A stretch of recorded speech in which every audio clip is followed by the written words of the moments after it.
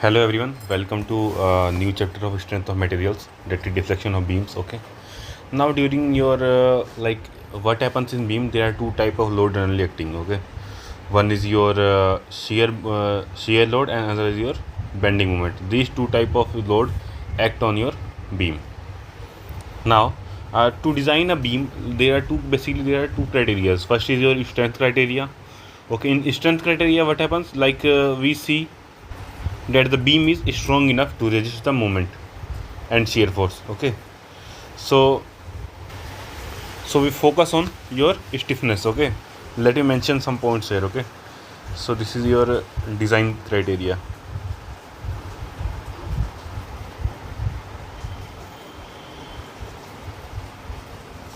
Designing criteria. Okay, so first criteria is strength criteria.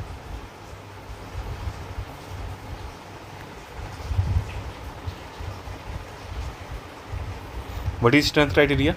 So we focus on, our main focus is strength of beam. Beam should be strong,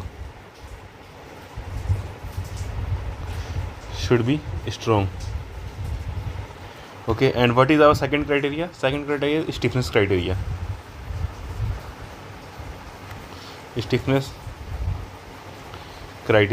Okay, so stiffness criteria, what does it represent? It represent how much load can how much your beam is stiff. Okay, how much stiff enough, beam should be stiff enough to resist the deflection. Okay, so what does our stiffness criteria stand for? It stands for deflection of beam or deflection of beam in permissible limit.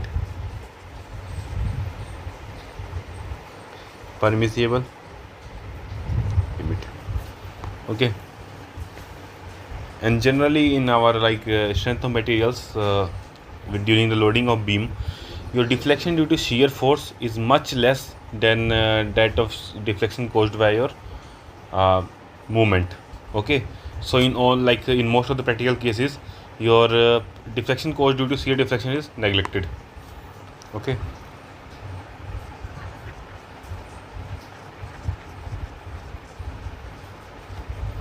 deflection caused by shear force is neglected because your deflection caused by bending moment is much greater than deflection caused by shear force. Okay, sure. Now let's move to our next topic, and our main chapter content, that is methods for determining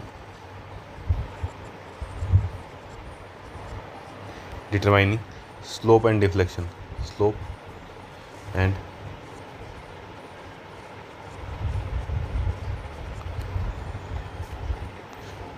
Okay, so main motive of our this chapter is to determination of your slope and deflection of the given beam under certain loading conditions. Okay, so, and if we talk about different methods, so our first method is double integration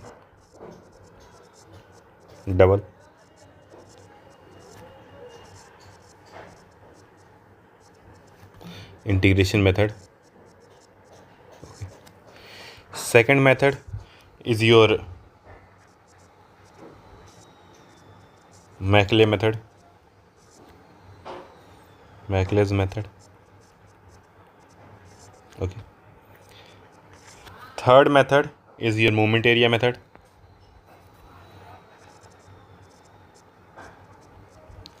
Moment area method. And fourth method is your conjugate beam method. Conjugate beam method. And fifth method, if we talk about, then it is called Castiglione method or theorem.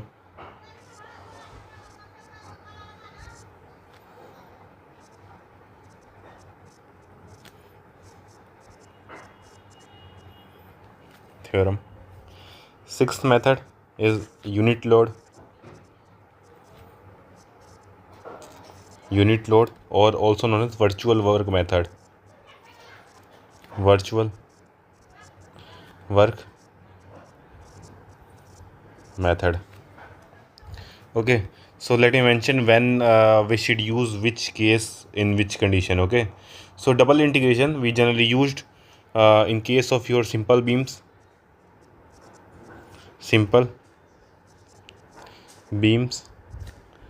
with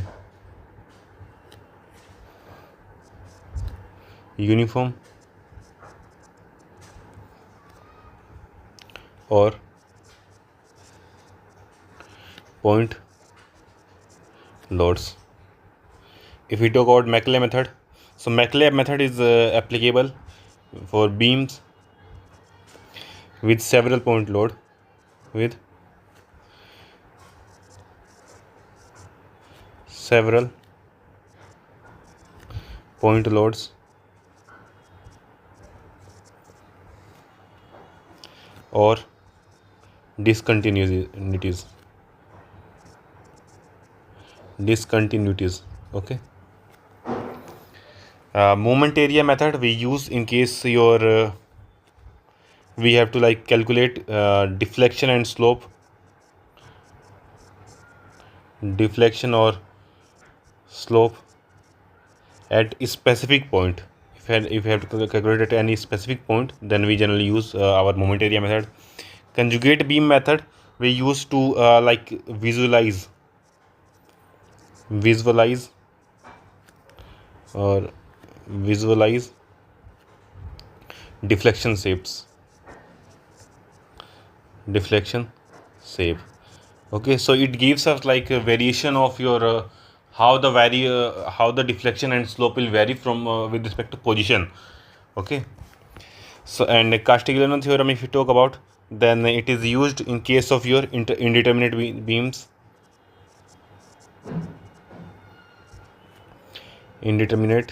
beams,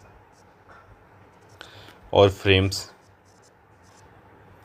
Okay, and this unit load method is used in case of your beams and trusses, and we have to calculate a specific point deflection, that is deflection at a given point. Okay, only then we use this method, virtual work method. Okay, so we will be proceeding with our double integration method first. But before like moving to your like double integration method, but before that let's discuss your sign conventions.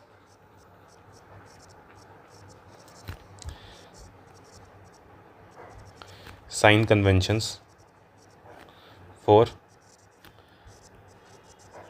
slope and deflection. Okay, sign conventions for slope and deflection.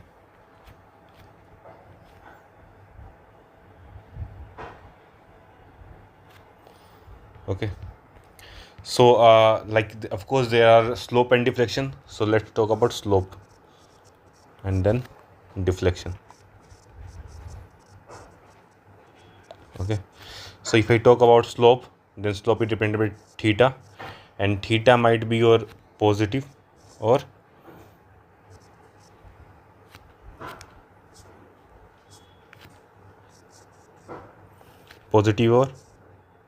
negative. Okay, negative. And similarly deflection, which is dependent by your delta. Okay, and this deflection might be your, we also like use delta, or sometimes we also use y, delta or y. Okay, capital Y is used to show deflection. Okay, now okay, so this can be your again positive or negative. Okay, now your theta is positive. Your theta is positive when we take when it is from positive x to positive y, or negative x to negative y. So depending on our reference, okay, our theta might be positive or negative. Similarly, our negative is when it is from minus x to plus y, or plus x to minus y. Okay, and if we talk about deflection, then upward deflection is taken as positive, and downward deflection is taken as negative. Okay, I hope you understood till here. Okay, now if we talk about end conditions, so let's suppose that this is a fixed beam, fixed support, and this is a cantilever beam. Okay, this point is A, this point is B. Okay, so let's say for any type of load, we can write that theta A is equal to 0, because since it is fixed, so there won't be any slope, or neither there will be deflection at your fixed point. Okay, and if you talk about free point, then theta B won't be equal to 0. Okay, and delta B will also be won't be equal to 0. Okay, and if I talk about pinned or roller support, so let me draw it like this.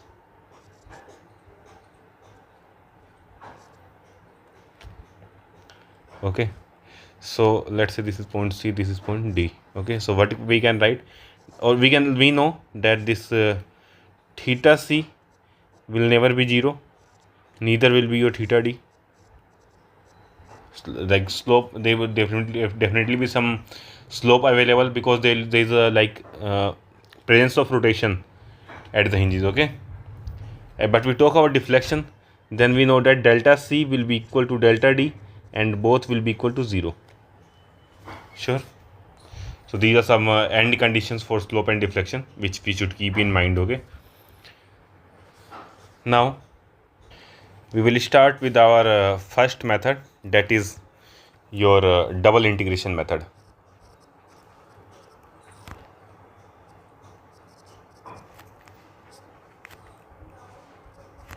Double integration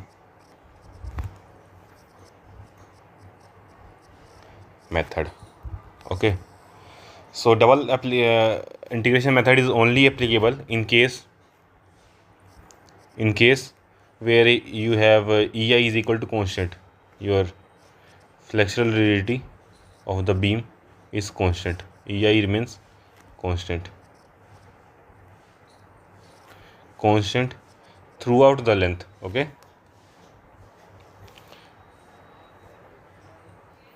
and also when entire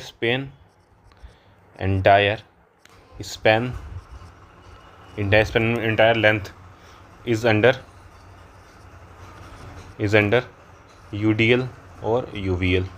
Okay, it shouldn't be like half of the span is under your UDL or UVL. Okay, the entire span must be under UDL or UVL.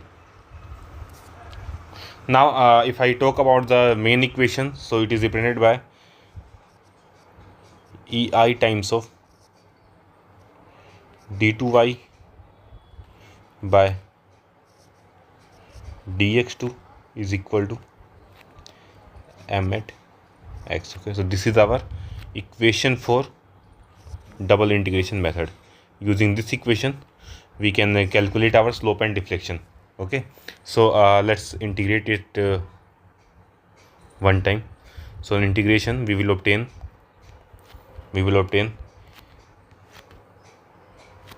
let me write it in blue. Okay, EI times of dy by dx is equal to mx times of x plus c1. Okay, if we integrate again, we will obtain EI times of y is equal to mx times of x square by 2 plus c1 times of x plus c2. This is the expression, okay, where from here we can using the constraint, of course we can, using the mentioned end constraint, we can calculate the value of c1 and c2s, okay. But here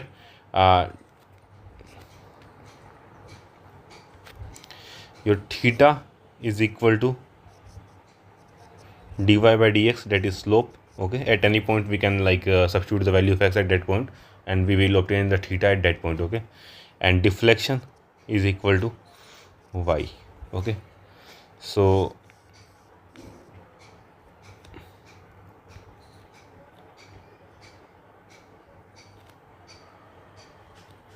okay, so you will obtain your theta and delta values. Now let's move into some examples for some different type of loading conditions. We will use our double integration method and calculate the slope and deflection in the beam, okay. Now if we talk about curvature, like elastic curves, let's talk about the elastic curve. What is elastic curve? Let's say this is our cantilever beam, okay. Let's say we have applied some load P here, okay. So the beam will bend and will regain the shape something like this, okay. So the shape of the beam like after the deflection is known as our elastic curve. So this is our elastic curve, elastic curve, okay. And if I say, then at any section, any given section if I take, so there will be some radius of curvature r for that section, okay, for any particular section I am talking about, because it won't be like that whole elastic curve will be elastic. That only happens when there will be constant movement throughout, bending moment throughout, okay. So we know, we can write that so we let me write it. R is known as the radius of curvature, radius of curvature, and 1 by r is mentioned as curvature, okay. Now we have an expression for 1 by r, that is 1 by r is equal to, if you are given the equation of this bending curve, you can write d2y by dx2 divided by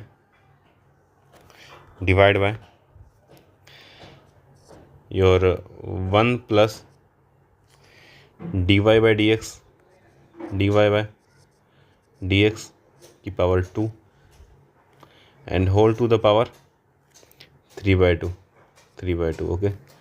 So this is our equation of 1 by r, that is curvature equation. So you should remember this formula. This is an important formula and used in various applications, okay.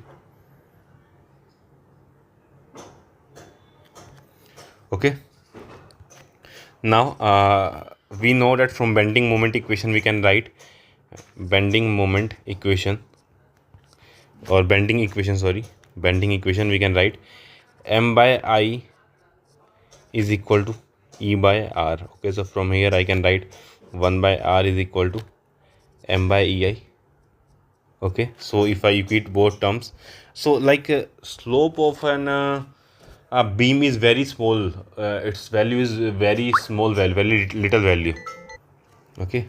So for beams,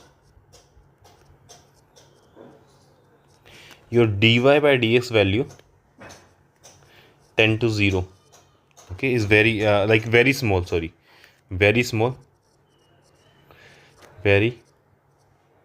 small, implies that your value of dy by dx square, this value your will tend to 0 when this happens. So I can write that 1 by r, that is equal to moment at x divided by EI will be equal to d2y by dx2, okay. So this is our basically double integration method, okay. From here we have obtained our double integration method, Okay, now we will delve into some examples. Okay, so first example we will discuss is your cantilever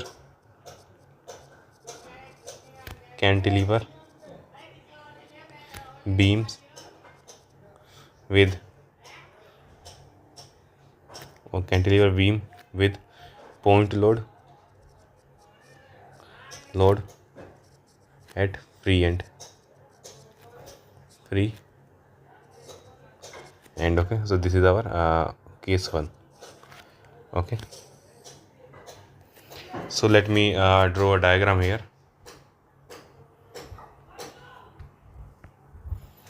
Okay, so let's say this is our cantilever beam.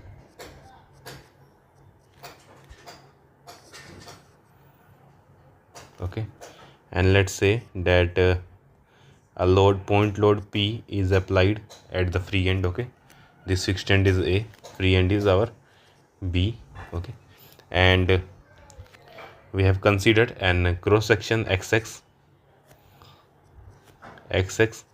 at a distance small x from your free end. Okay, and one more thing, let's say length of this beam is L. L is the length of the beam. Okay, so we can write that our moment at a distance x or xx plane. Okay, we can write mx is equal to your minus times of px. And why minus? Because it is a case of fogging.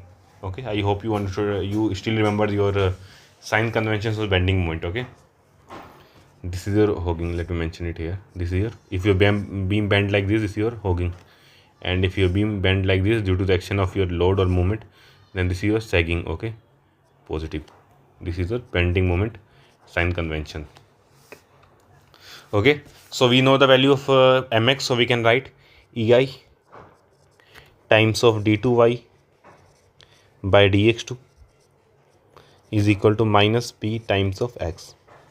Okay, now if I integrate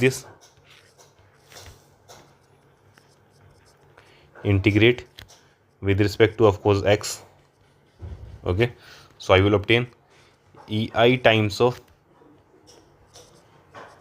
dy by dx will be equal to minus p times of x square by 2 plus c1. Okay, and if we integrate this again, so I will obtain ei times of y is equal to minus p times of this x square become x cube divided by 2 into 3 will be 6. Okay, plus c1 will become c1x plus c2 will be new variable.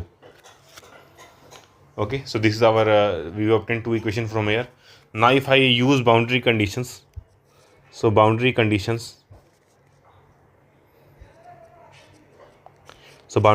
for fixed beam is our that theta at A, or let's say at x is equal to L. Okay, your theta A is equal to 0 and delta A is equal to 0, or delta A again also write theta is equal to 0 or y is equal to 0. Okay, so if I consider it here, so like applying this first equation first, so from here we will obtain if you applied it here. So like if we put x is equal to L and theta is equal to dy by dx. Okay, is equal to dy by dx, this term is equal to 0, so we will obtain c1 is equal to pl square by 2. Okay, now if I applied, let's say this y is equal to 0 here, so I will obtain c2 is equal to plq by 6 minus this c1 into x, that is plq by 2. Okay, and this will become, this value will become if I solve this, minus plq by 3. Okay, now we can write that our equation ei into y is equal to minus px cube by 6 plus pl square by 2 times of x minus pl cube by 3. Okay, now if we want to, let's say, calculate your slope and deflection at the free end, so we can write, or before that also, like let's write the both equations here. Let's write slope equation 2 here. Okay, so I will moving this downward, and here I will mention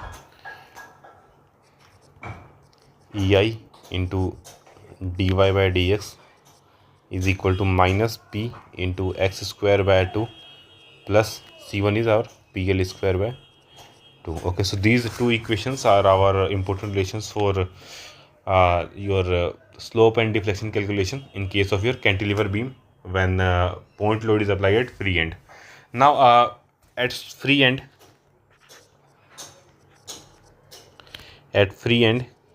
what happens at free end? We know that x is equal to 0, so we can write that theta at b, okay, b is our free end. Okay, so theta at b is equal to dy by dx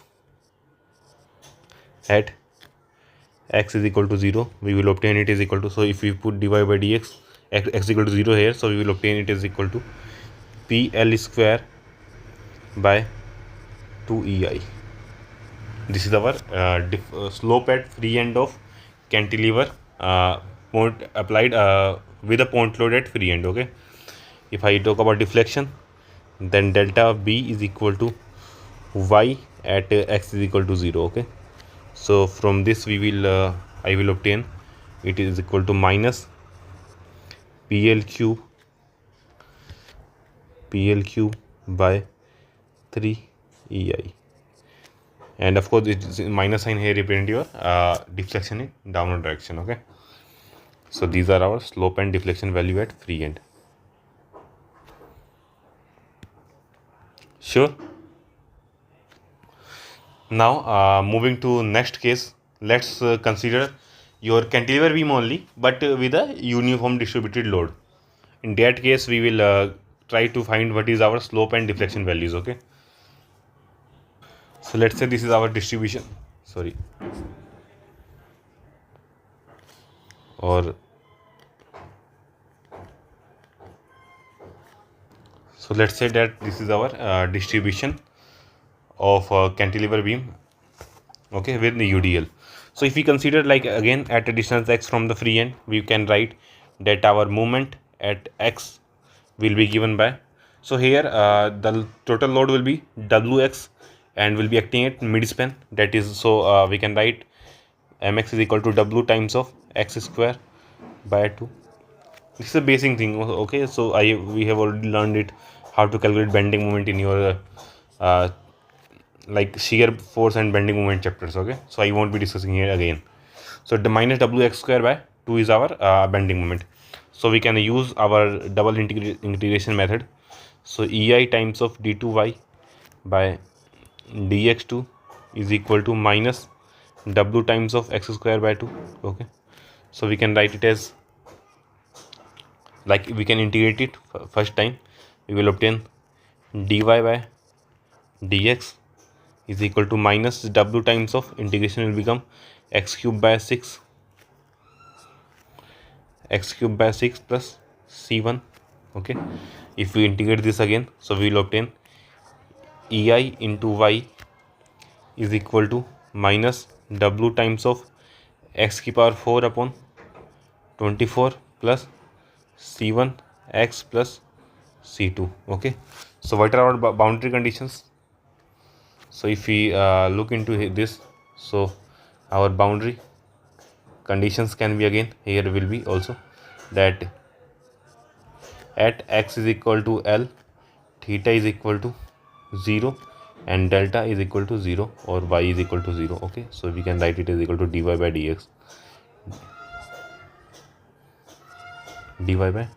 is equal to 0, or y is equal to both 0. Okay, so if we substitute it here, so we will obtain from this equation, we will obtain this equation, we will obtain C1 is equal to W L cube by 6. Okay, and from here we will obtain C2 is equal to W L की power 4 by 24 minus W L की power 4 by 6. So we will obtain C2 is equal to minus W L की power 4 by 8. Okay, so this will be our value of C1 and C2. So we can write our equation as EI times of dy by dx is equal to minus W x cube by 6 plus W L cube by 6. Okay, so this is our slope equation. Our deflection equation is given by EI into y is equal to minus W x की power 4 by 24 plus W L की power 3 by 6 times of x minus W L की power 4 by 8. Okay, so if I want to calculate your slope and deflection at B or free end, so we can write at free end what we have obtained, that is x is equal to 0, we know. Okay, so we can write theta at B is equal to dy by dx at your x is equal to 0. Okay, so from this what we can write from this equation here that our theta of B is equal to W L cube by 6 EI. Okay, of course 6 EI. Okay, and similarly we can write delta at B is equal to y at x is equal to 0. Okay, and this value will be equal to your minus W L की power 4 by 8 EI, and of course minus sign here represent your in downward direction. Okay, so this is your slope and deflection in case of your cantilever beam under your uniformly distributed load UDL. Okay, now we will move to next case. So we have done first one with your point load, second one is your cantilever with UDL. Now let's move to cantilever with your a concentrated movement at its free end. Okay, so this is our case given. Okay, concentrated moment M applied at your free end. Okay, so we can write that our moment at distance x will be M. Okay, so moment will be constant throughout the beam. Okay, so it will be minus M, and minus M because it is hogging case of hogging. Okay, so I can write this is equal to EI times of d2y by dx2. Okay, so from here we will obtain two equations. First is our EI times of dy by dx is equal to minus M times of x plus C1. Second equation is EI times of y is equal, integrating again, this is mx square by 2 plus C1x plus C2. Okay, so if I apply your boundary condition as I mentioned earlier, that is x is equal to L, so I will obtain C1 is equal to M into L. Okay, and your C2 value, from here I will obtain C2 is equal to minus ml square by 2. Okay, so I will I can write both equations as EI times of dy by dx is equal to minus mx plus ml. Okay, or we can write it as equal to your m times of L minus x. Okay, and EI times of y can be written as your m times of Lx minus x square by 2 minus L square by 2, or like we can write it taking 2 common. Okay, let me write it here.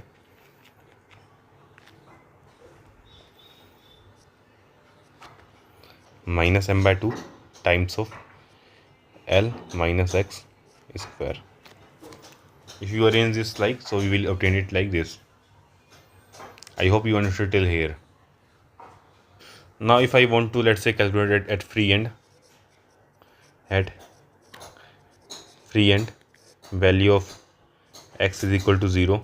If we use this value, so let's see what I have obtained values. So I will obtain theta at b is equal to, so if I put x is equal to 0 here, so I will obtain theta is equal to ml by ei, okay, and deflection at b I will obtain it is equal to, like here if I put x is equal to 0, so I will obtain minus ml square by 2 ei, ml square by 2 ei, and that of minus negative value, okay. So this is our slope and deflection for cantilever when concentrated moment is applied at the free end. Now we will talk about simply supported beams, okay. So this was our third case. If I talk about fourth case, so fourth case is simply supported beams with central load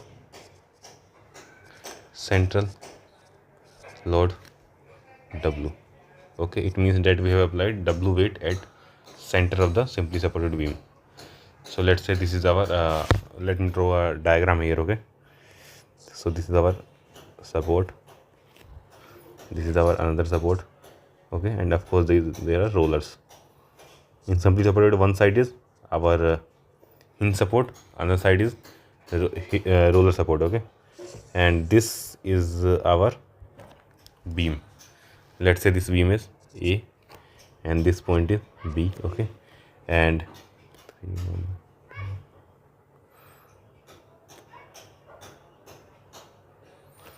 so this is our centered point, okay, and at center point our load W is acting, okay. So this distance is our L by 2, this distance is our L by 2, okay, and of course after deflection beam will be something like this. We can imagine this, I think, okay.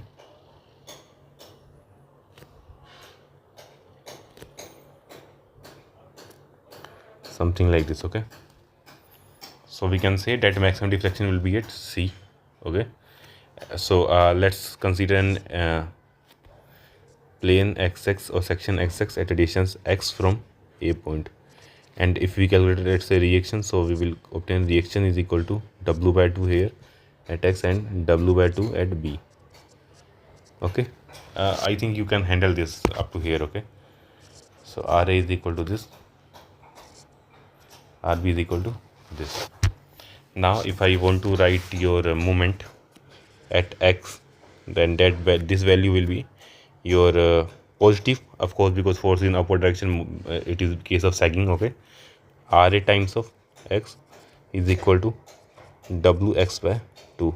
So I can write EI into d2y by dx2 is equal to Wx by 2. So on integrating, I will obtain, on integration, what I will obtain? I will obtain EI into dy by dx is equal to, sorry, this is our W, x square by 4 plus C1, okay. If we integrate this again, so I will obtain EI times of y is equal to W x cube by 12 plus C1x plus C2, okay. Now what are the conditions here?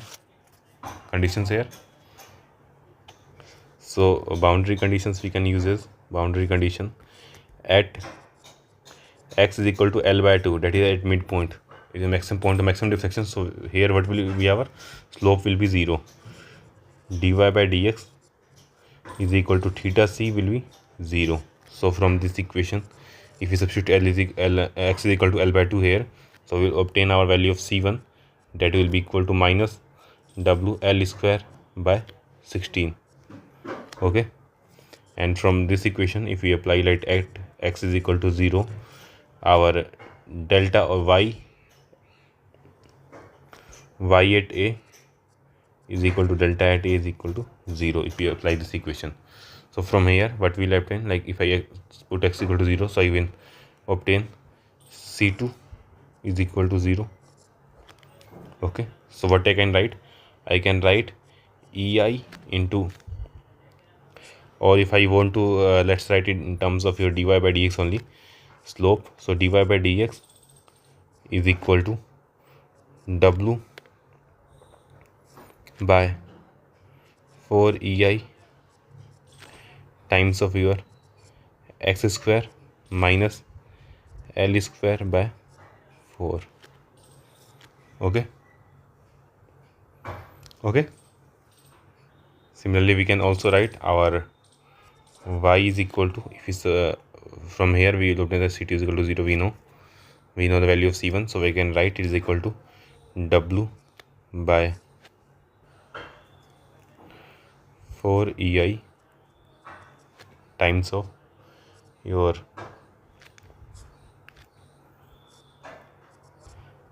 x cube by 3 minus L square x by 4. Okay, so this is our relation of slope and deflection.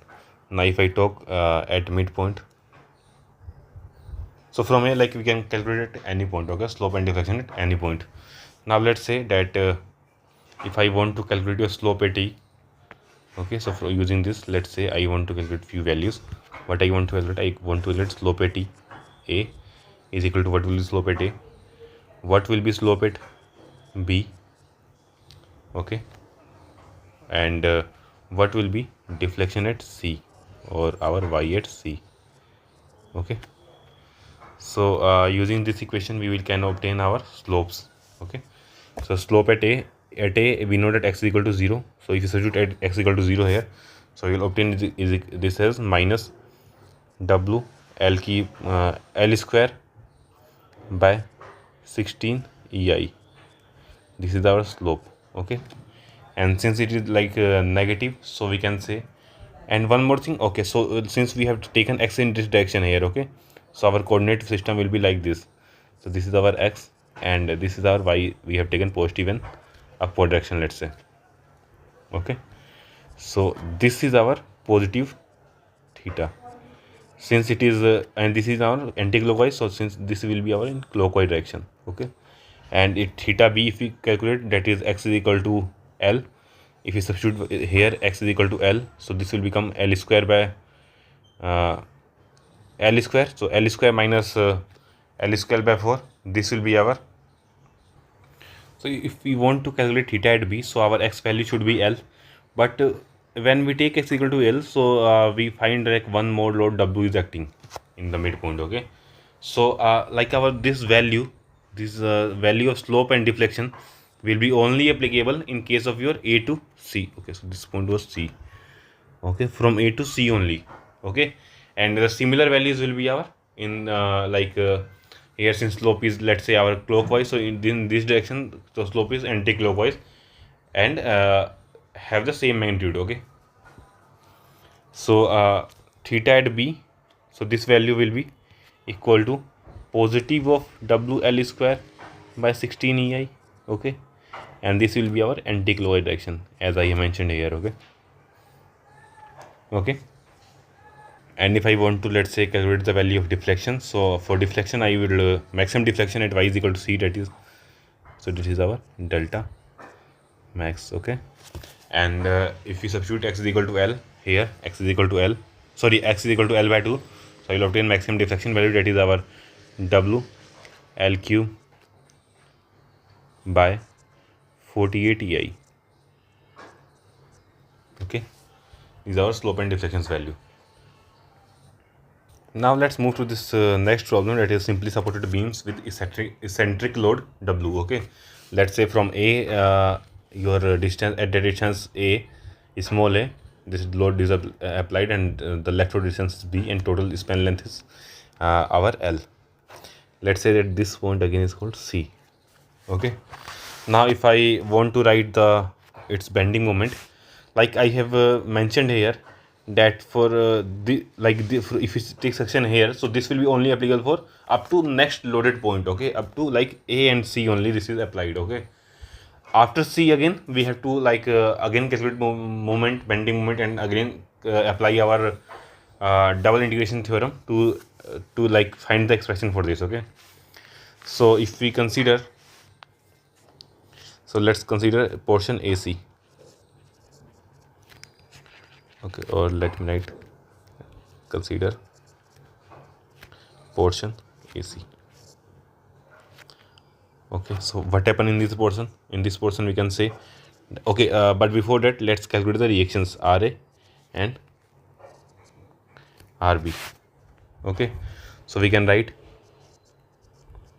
RA is equal to WB by L and RB is equal to WA by L. Okay, now I can write that M at X, at a distance, bending moment at distance X, will be given by positive of RAX. Okay, and RA value is WB by L into X. So I can write EI times of D2Y by DX2 is equal to your WB by L times of X. Okay, so from here I can write EI times of dy by dx is equal to WB by L times of X by square by 2 plus C1. Okay, and integrating again I will obtain EI into Y times is equal to WB by L into X cube by 6 plus C1x plus C2. Okay, so these are the equations we obtain for portion AC. Now if I talk about portion CB, second portion. Okay, so let's say that our point was in CB region. So in that case what happens, bending moment will be due to this reaction and as well as due to this load. So let's focus. So we will write mx is equal to plus times of RA, that is the WB by L into X, then minus times of load W into distance. Distance will be X minus A. Okay, so if we use this, so okay, this will be our bending moment equation. So if I substitute this like EI by D2Y by DX2 will be equal to WB by L times of X minus W times of X minus A. Okay, so from here we will obtain EI times of dy by dx is equal to WB by L times of X square by 2 minus W times of X minus A square divided by 2. Okay, okay, now we can differentiate it, integrate it again. So we will obtain EI into Y is equal to WB by L times of X cube by 6. Okay, minus W times of X minus A cube by 6.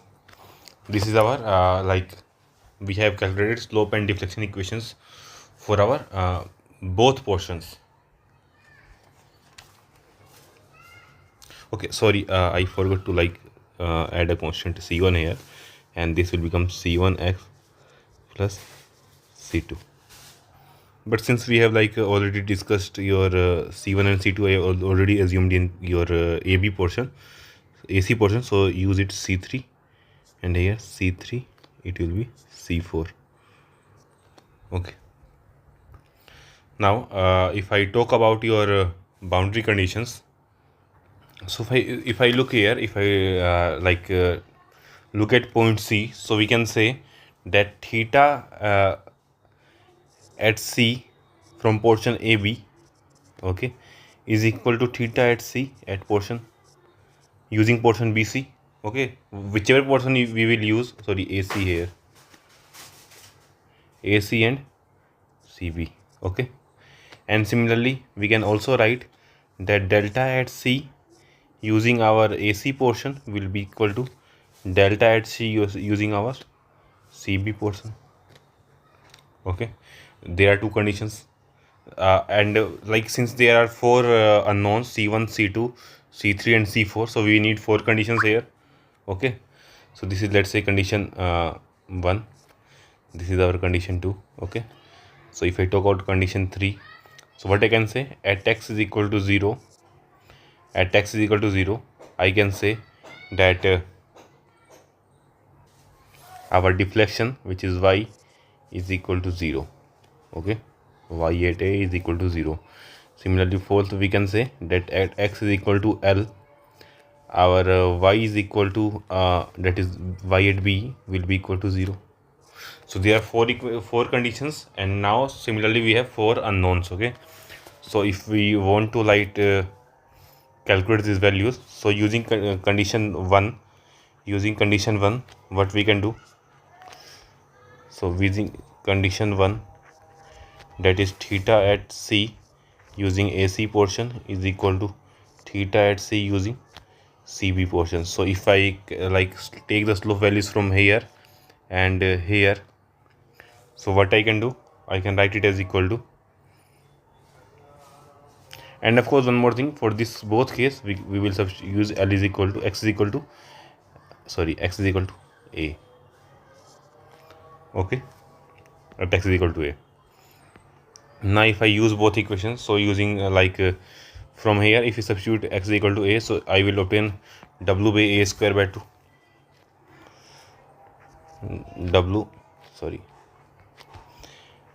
W b A square by 2 L plus C1 is equal to W b A square by 2L plus C3, okay. Like here, if we substitute x is equal to A, this term will become 0 and only first term will remain there, okay. So this will become this. So from here we will obtain C1 is equal to C3. This is our first result, okay.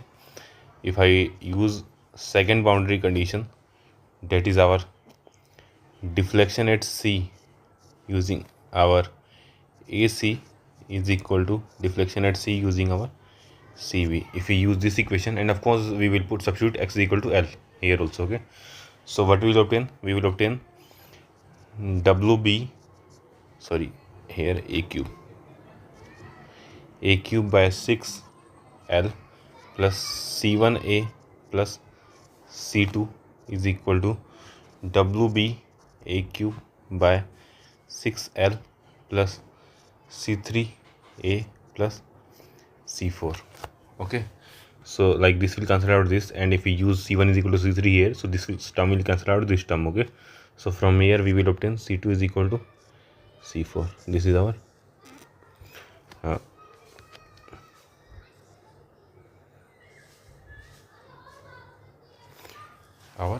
second result.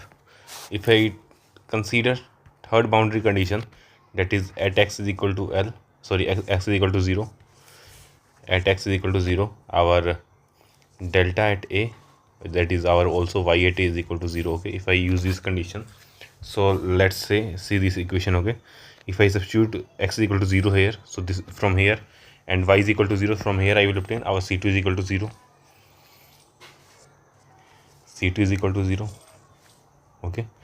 Now if I consider fourth equation, that is at x is equal to L, our y at B is equal to 0. So okay, so in this equation, in here, if I like substitute our x is equal to L, okay, x is equal to L here and here, so we will also like obtain from here. So like what we can say, that at this point, like this is our hinge, both hand A B, so our delta is always 0, okay. So from, like, if we substitute is equal to 0, okay, and x value is non-zero, so all these three values are non-zero, it means that C4 must be 0, okay. So C4 is equal to 0. This is our another I have like calculated 4 equations here.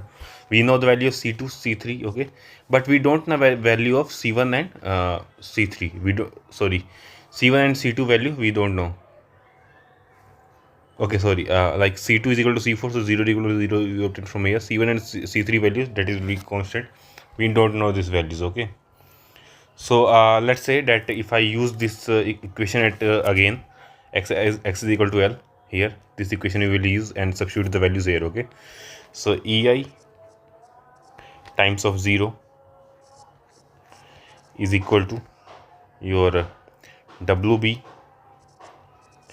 by L into L cube by 6, okay, into L cube by 6 minus W times of x, or x is equal to L, so L minus A cube, okay. So like let me mention this condition again here, okay. So we are still doing it at this condition, copy paste, we are still doing at this condition only, okay. So divide by 6, okay. Now again plus C3 times of L. Now C4 is equal to 0, so we want this take this term, okay. So if I want to solve this, if I solve this and I want to, let's say, obtain the value of C3, okay. So C3, so what we can do here, so let's write CL by 3, let's keep it this side and take both of these term on this side, this term will be 0, okay. So what we will obtain from here, so let me write it, C3 times of L is equal to, let's take W by 6 is as common, okay. So here we will obtain B L square minus L minus A cube, okay. This term will be, so I can write it as L cube plus A cube minus 3 times of L A square plus 3 times of L square A.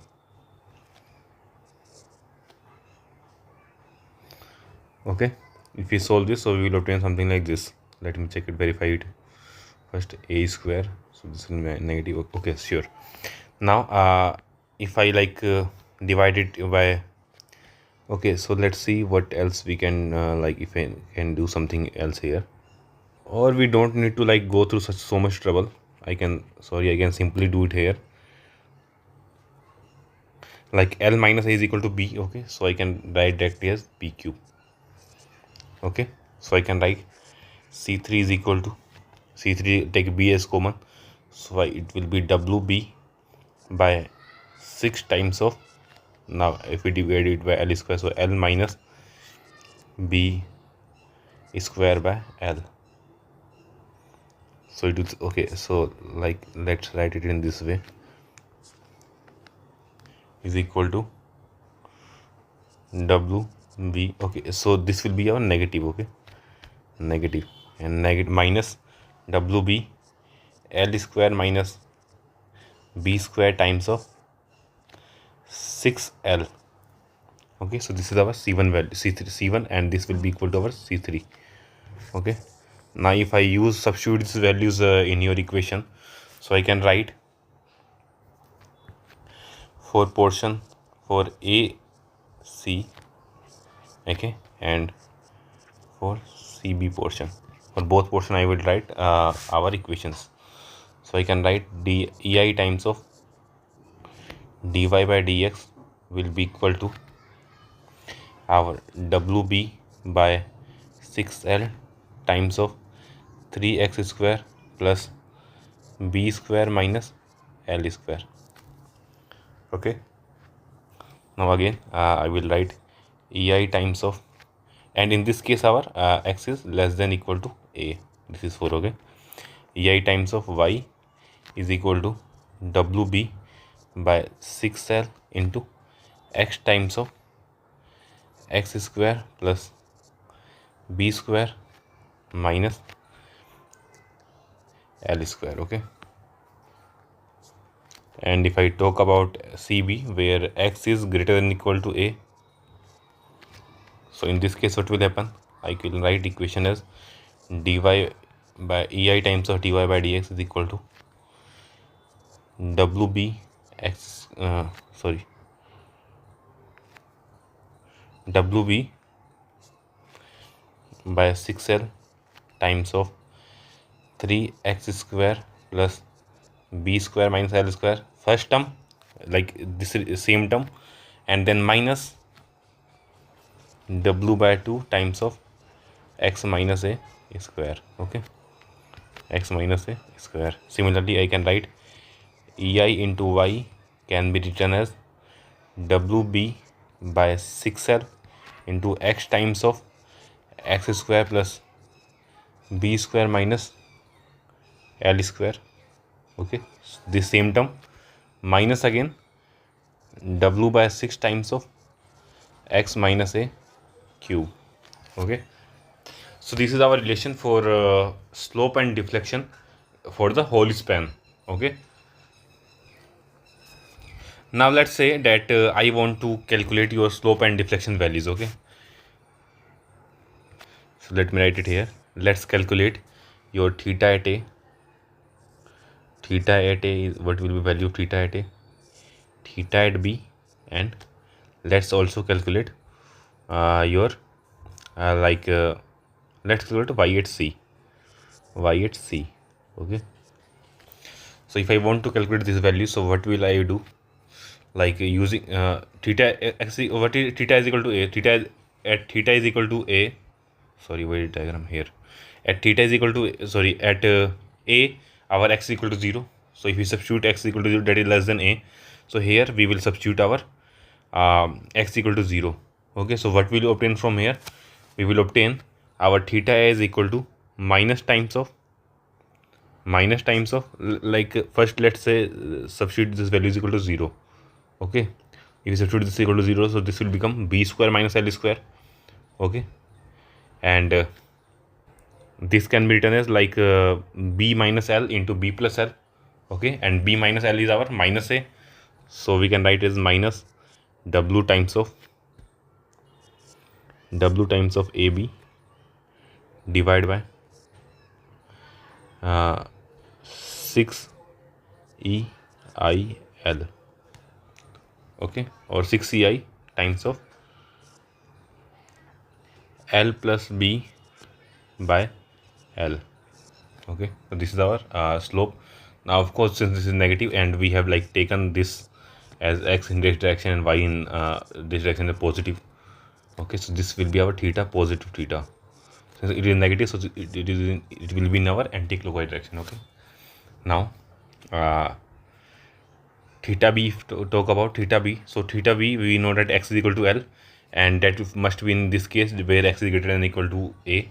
So if I like here, if I substitute the value x is equal to l, okay, so what will happen, so we will obtain it like here l square and l square will cancel out. Okay, and it will be b l times of b square only. Okay, and here minus w by 6 times of x minus a, and one more thing here, x and l, like here if you substitute x equal to l, so this term and this will cancel out, so it will be wb by 6 into l square only. Okay, sorry, b square only. Here w by 6 into this will become b cube, so b into b square is b cube, and so if you solve this, so we will obtain, sorry, not in this equation, this equation. Okay, so if I substitute x is equal to l, so this will be l, and here again this will be l, so this will become your 2l square plus b square. Okay, and this will become your again b square.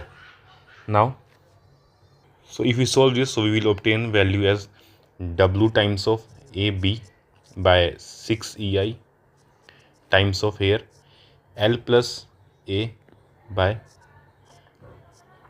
l, and that would be in your clockwise direction. Okay. Now if I talk about yc, so it in any of these equations I will just substitute like your x is equal to l by 2, and I will obtain it is equal to minus a square b square by 3 ei times of l. Okay, so this is our yc. Now it must be like a question arises, what would be our maximum deflection, because in this question, since it is like unsymmetric eccentric load, so your bending won't be like maximum deflection won't be at point c or will be at middle. Okay, neither will be at middle, neither will be at point c, it would be somewhere between them. Okay, if you visualize this, so we will you will think you get that it will be something between your l by 2 and a distance. So let's calculate what is the location of your y maximum.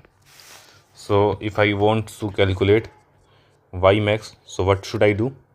I would like differentiate, and one thing is like for sure that it is at like, since a is greater, so it will be like in this distance only. Okay, so we will differentiate the value of deflection for AC. Okay, and if we differentiate it, so if I use dy by dx for AC, as I have like already calculated, we have like this value here, slope value, that is our wb by 6 ei times of l times of 3x square plus b square minus l square.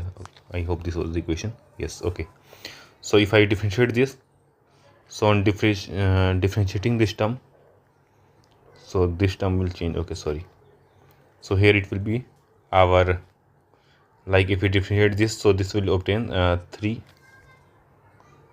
sorry, yes, it is correct. So differentiated term was our slope term. Okay, this term should be equal to 0. Okay, if we substitute this equal to 0, so we will obtain x is equal to l square minus b square by 3 and square root of this value. Okay, now at this location we know that y would be maximum. So y max value, if you want to calculate, so I will use this y in AC portion,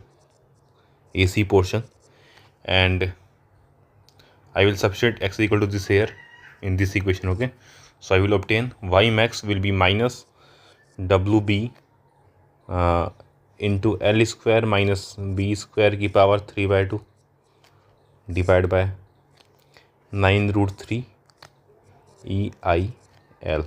Okay, so I'm calculating these like relations not for you to remember. Okay, you can like you have to calculate this in examination only. There are few conditions which you should remember, and I will like draw a table at the end of the chapter, and I will mention the slope and deflection for those particular things. Okay, up to this point we have completed our double integration method. Okay, now we will be, okay, so it starts from here, double integration method. Okay, so now we will be moving to our next method, that is Macaulay method. Okay, so okay,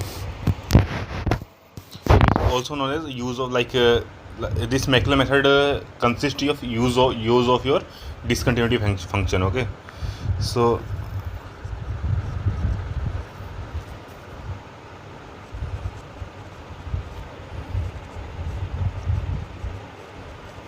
Macaulay method. Okay, so what happens in case of Macaulay method, it uses like it is the use of discontinuity function.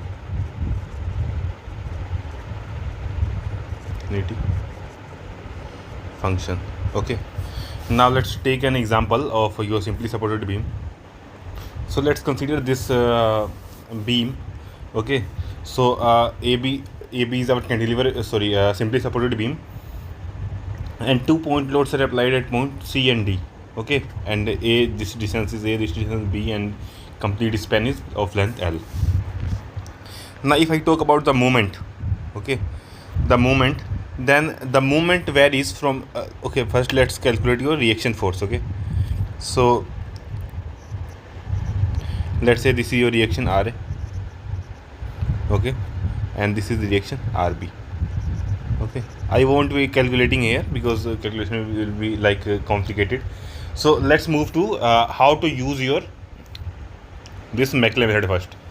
So if I, let's say, consider a plane at a distance x, okay, let's say at a distance x from fixed, so sorry, I mean hinge A, I have considered an section xx, okay. So if I want to write the mx value, then it will depend on where the x lies. X lie in region AC, CD or BD. This was a problem where we were facing in your double integral method. Okay, what was happening here, that if I want to calculate AC like deflection or slope between AC, then I have to consider moment between AC. If I want to calculate between CD, then I have to consider section between CD. Okay, to overcome this, we have like Macaulay use discontinuity function. Okay, so let me give it provide it here how it is given. Okay, so like it is given in your, let me write the moment in AC, CD and DB.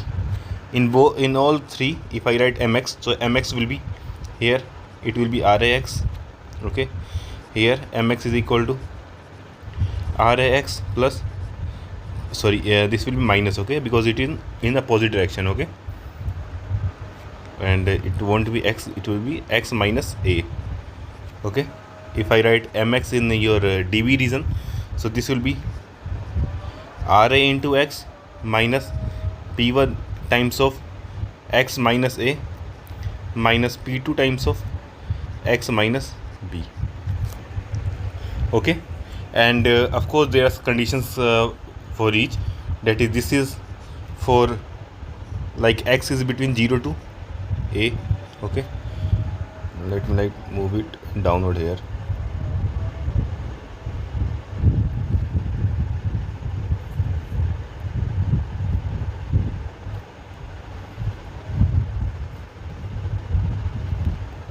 Okay, this is our condition in case of AC.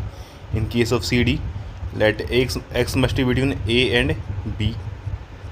Okay, and in case of CD, our x must be between B and L. So these are our conditions, boundary conditions, not boundary conditions, these are our applicability, where the which moment will be applicable where. Okay, so to overcome this difficulty in double integral method, Macaulay introduced a Macaulay function. So let me write Macaulay function here.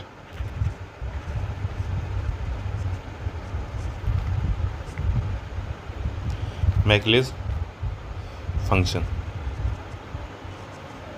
okay, which is equal to your x minus a की power n. Okay, let's say that x minus a की power 1, its value will be 0 if x is less than or equal to a.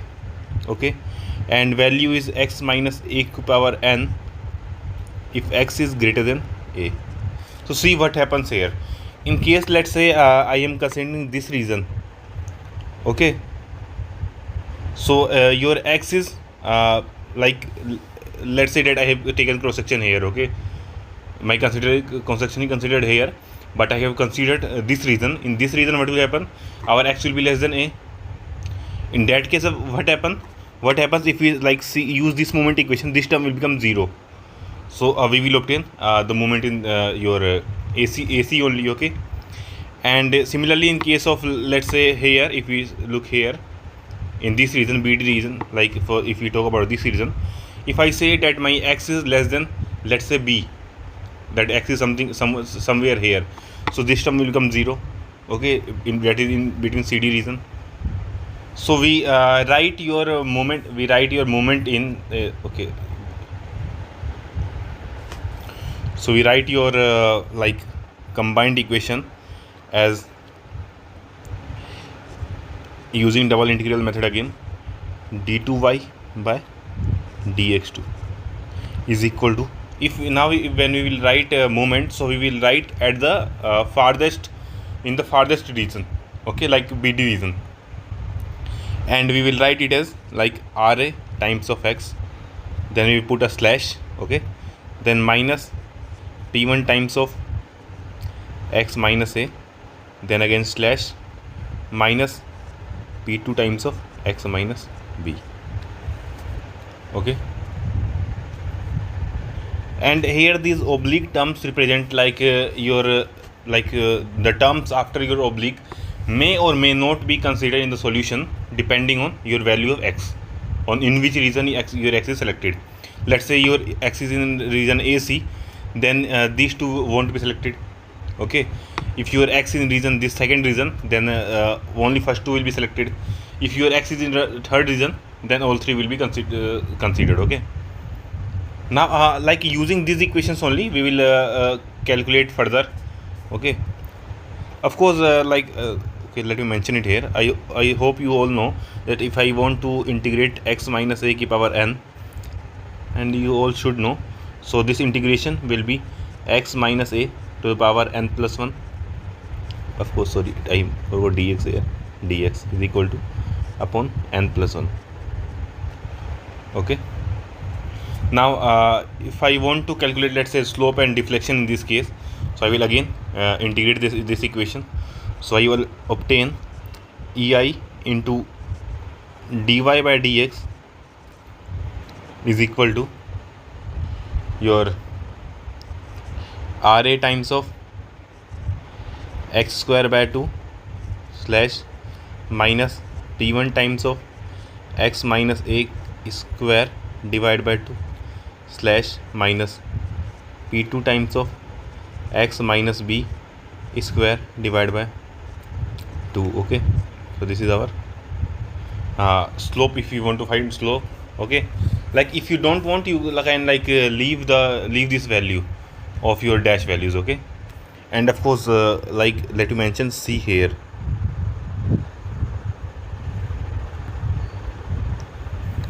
so that if we leave the further terms, so still C1 will be considered here, okay, constant, okay.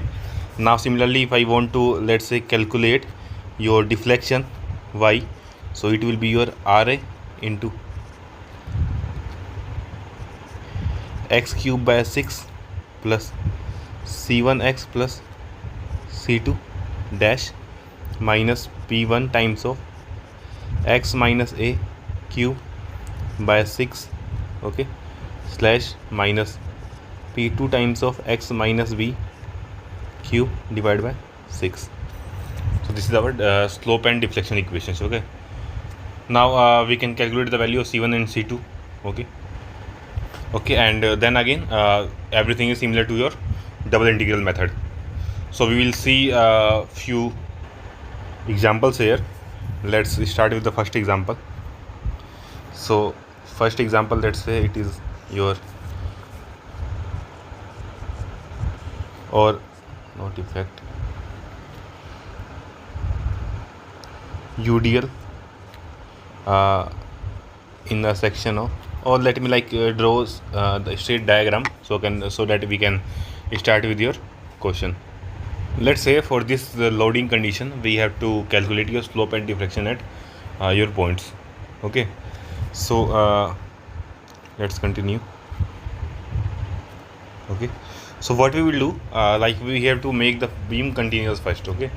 So there are two discontinuities here, na, like first discontinuity here, then second here, so there will be three terms, okay. So we can make it in two terms only, okay. And how to make this? So we will add some extra same intensity loading on upper and lower side, both side, okay.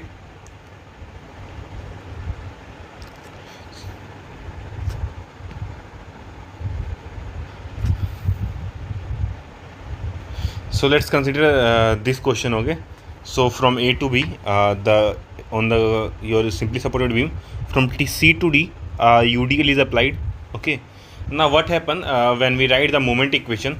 So when we consider like x, let's consider x from this end A only. Okay.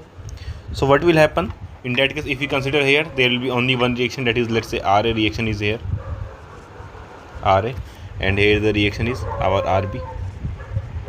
Okay, so only RB will be included, and if we take it here, then this RA and this UDL, okay, a part of this UDL. Now let's say if we take it this here, then this complete UDL will act, okay, but the midpoint distance will vary. Okay, so it will be difficult for us to like consider proceed with your given write the moment equation and proceed with the calculations. Okay, so to overcome that, what we do, we substitute extra mass on this, apply extra intensity on this, like this. So W kilonewton per meter, and on the downward direction from also we supply W kilonewton per meter. So the system will remain same, because here our net load will come 0. There won't be any effect because of this load. Okay, so now we will proceed with our question. So what will be our moment? So if I want to write mx, then mx is equal to RA times of x, okay, in first. Okay, now if I move into second part, so second part, what happens, extra term will come, that is minus times of W intensity at distance x minus a, and at a distance x minus a by 2. So this will be our downward movement. Okay, now if I come to, let's say, this part DB part, then in DB part what happens, with addition to this, there will also be a additional upward force, okay, or upward movement, that is sagging. Okay, not upward movement, the sagging is the correct word.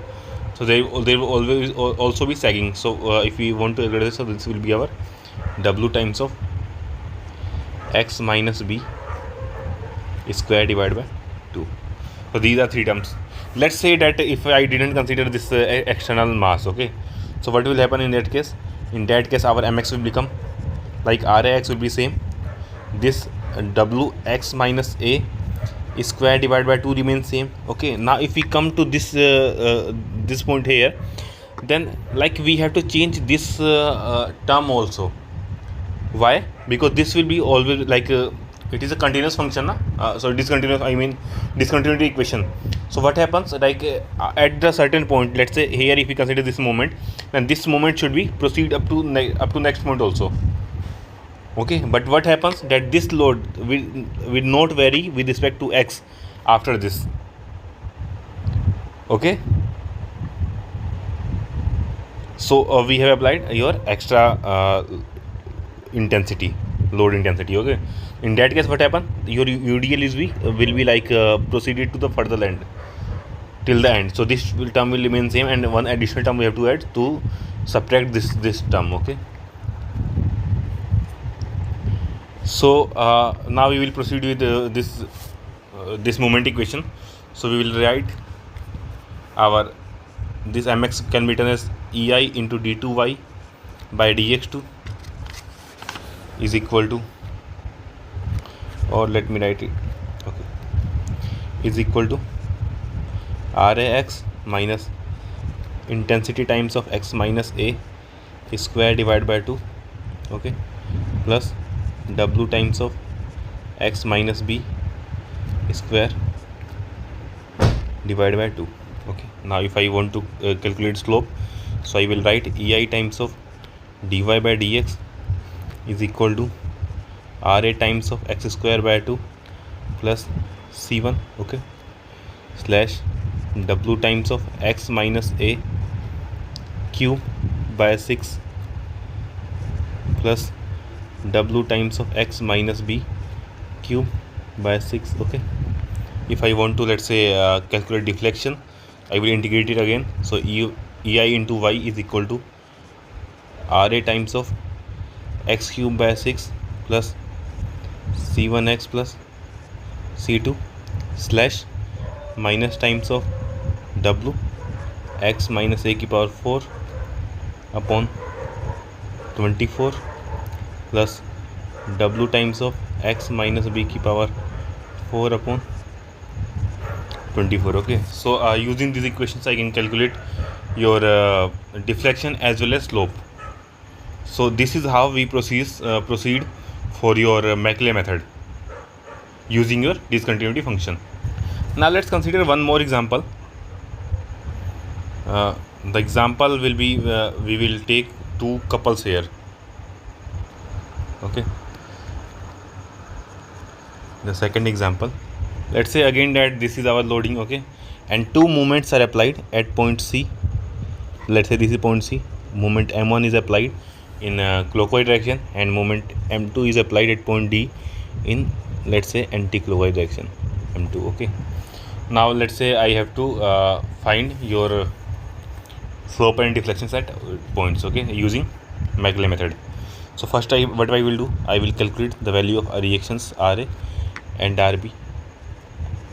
Okay, although like only RA is required in our study. Okay, now we will proceed, take x from this direction. Okay, let's take it from here to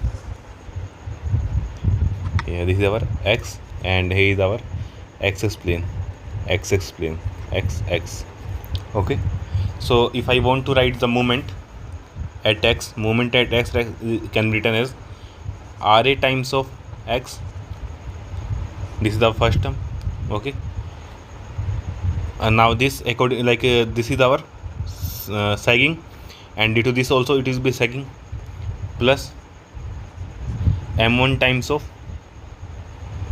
Now since this is movement, okay, but to continue the effect of your discontinuity equation to your discontinuity function, we will add use and term x minus a की power 0 here.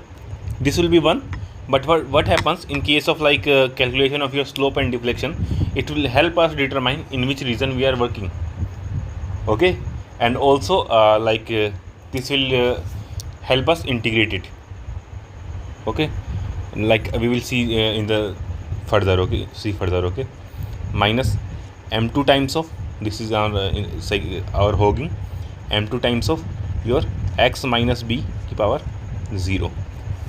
Okay, so if there is concentrated movement, you have to consider multiply it with x minus distance, that distance की power 0.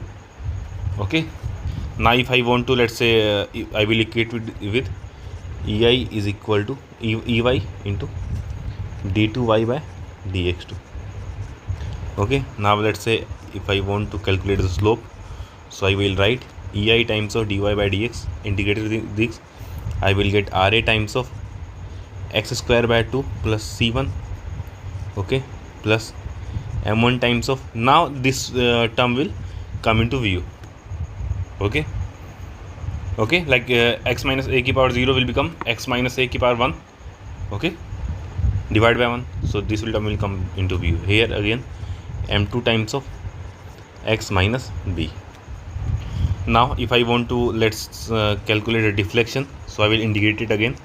This will become RA times of x cube by 6 plus c1x plus c2. Okay, plus m1 times of x minus a square divided by 2 minus m2 times of x minus b square divided by 2. So this is calculation of your slope and deflection. Now we can calculate the constant c1 and c2 by using your end conditions. Okay, so now we will moving to our third method, which I have mentioned earlier. So third method is your moment area moment method. Area moment method. Okay, and it is also known as your Morse method. Morse method. Area moment method is basically based on your two theorems. Okay, So to solve this, let's consider a cantilever beam. Okay,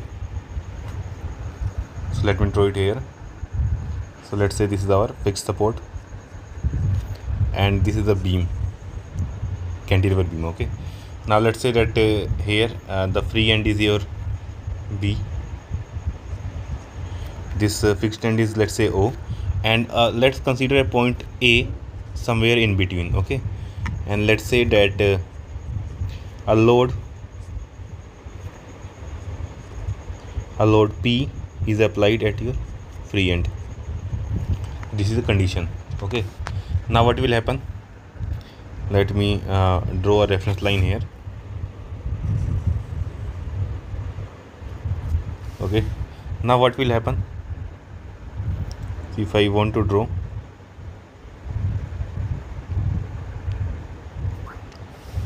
So the actual how do you think that our actual curve will look like under this deflection?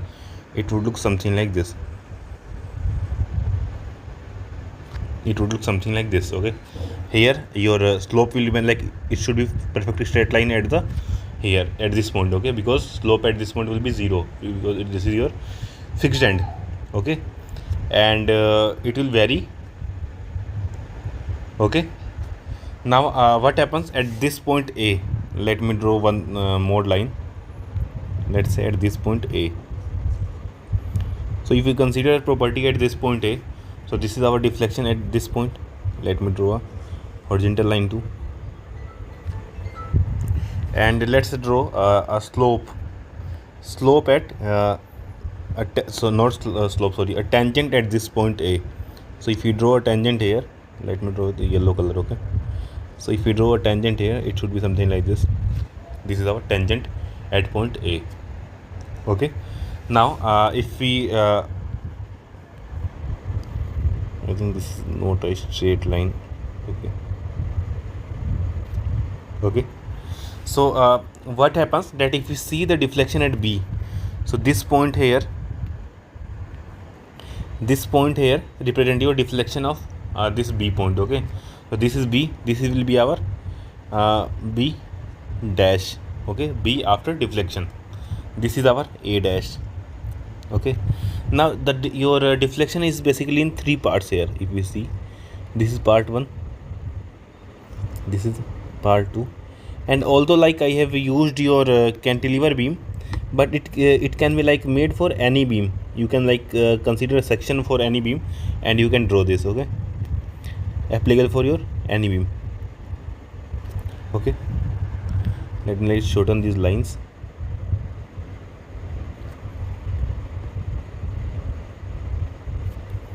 Okay, now this is your delta B1,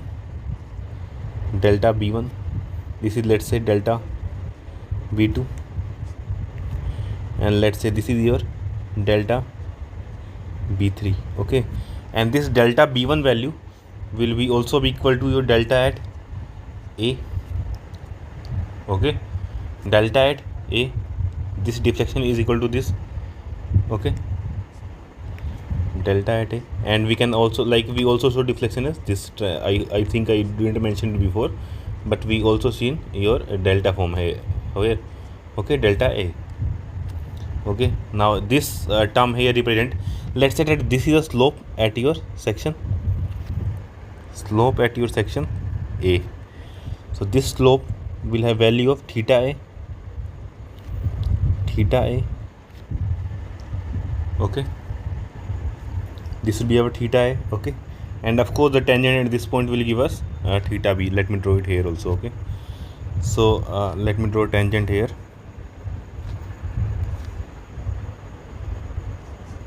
Let's say this is our tangent. Okay, and this is our horizontal line. So this angle is our theta at B. Okay, so if it's let's say that this line is okay. And one more thing, like, okay, I forgot to mention it here. So we are considering, let's say, this point A at a distance, of course, distance at a distance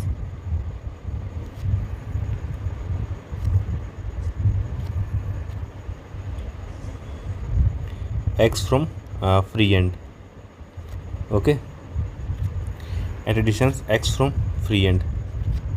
Okay, and this is our section xx, or like here I have mentioned it a dash. Okay, let's say now this value theta b2 can be written, sorry, delta b2 can be written as, if you see here, so since the deflection is very small, it can be written as theta a times of your AB. Okay, theta a times of AB, or can be also written as theta a times of x.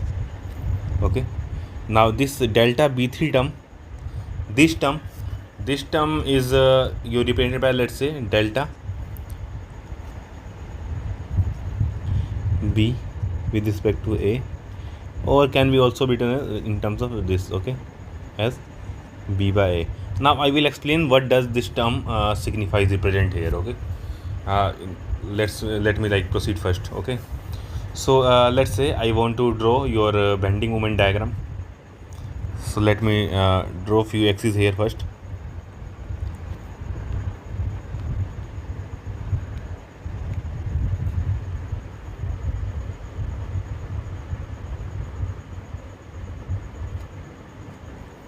Okay, so this is our let's say proceed with these lines only. Okay, this is our a line. Now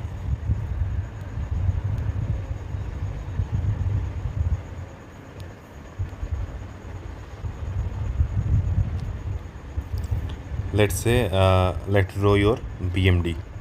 Okay, so this is our 0 0 line. This is your 0 0 line.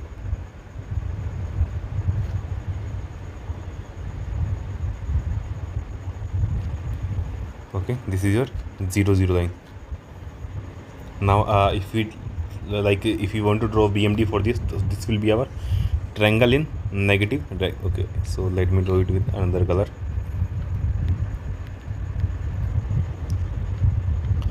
This will be our BMD. Okay, this is our BMD, and this value will be negative because the complete beam is in your sagging. Okay, and bending moment, maximum bending moment value is P times of L. Here your bending moment is P times of X. Okay, now let's say I want and one of the major main point in a moment area method, you have to draw M by EI diagram. Like if your beam have different EI values, EI means your stiffness values. Okay, not stiffness, sorry, rigidity. Okay, so in that case what happens, you have to draw your EI value, so M by EI graph. So let's say this is your reference, this is 0 0. Okay, and this will be our M by EI diagram. Okay, so again the variation will be in similar way because let's say this material is homogeneous and M by E is constant throughout the material. Okay, so here the value will be PL by EI. Okay, this is your bending stiffness. Okay,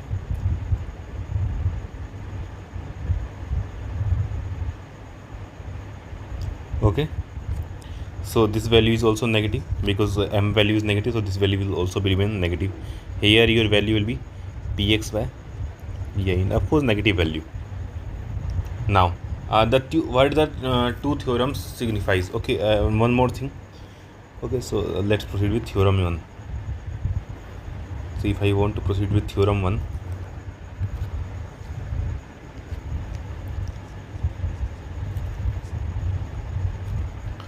let's proceed with theorem 1.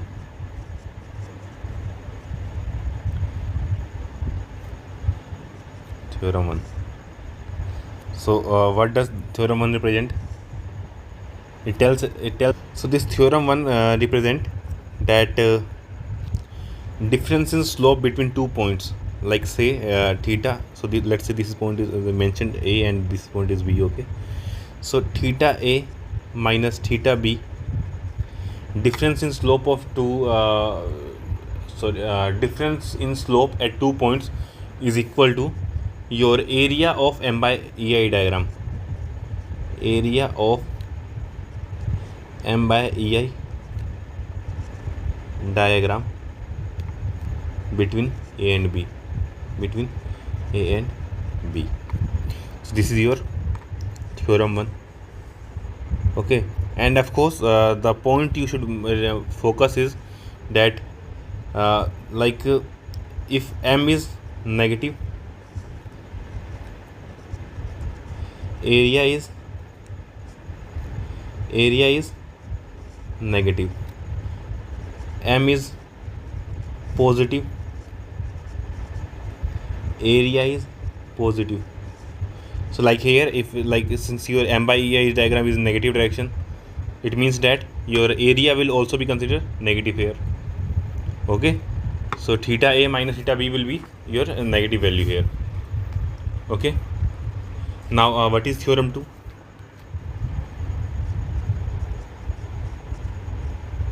Theorem 2.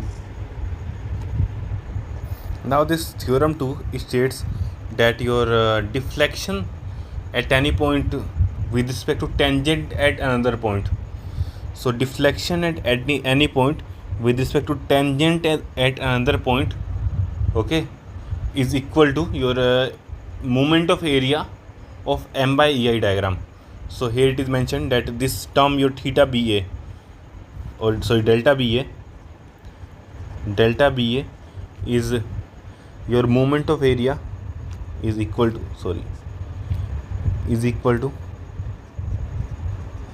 moment of area of m by ei diagram between a and b about point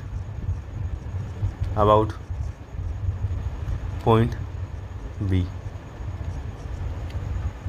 Okay, so like this area, okay, so here what we will do, like in this m by ei diagram, I will consider this region here. Okay, and for this region I will take the moment of area about this point b.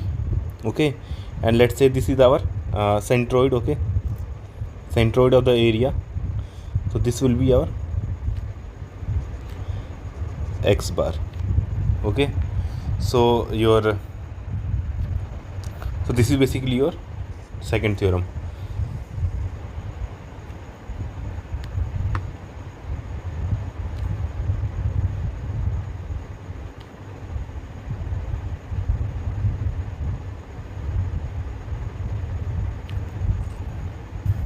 This value will be equal to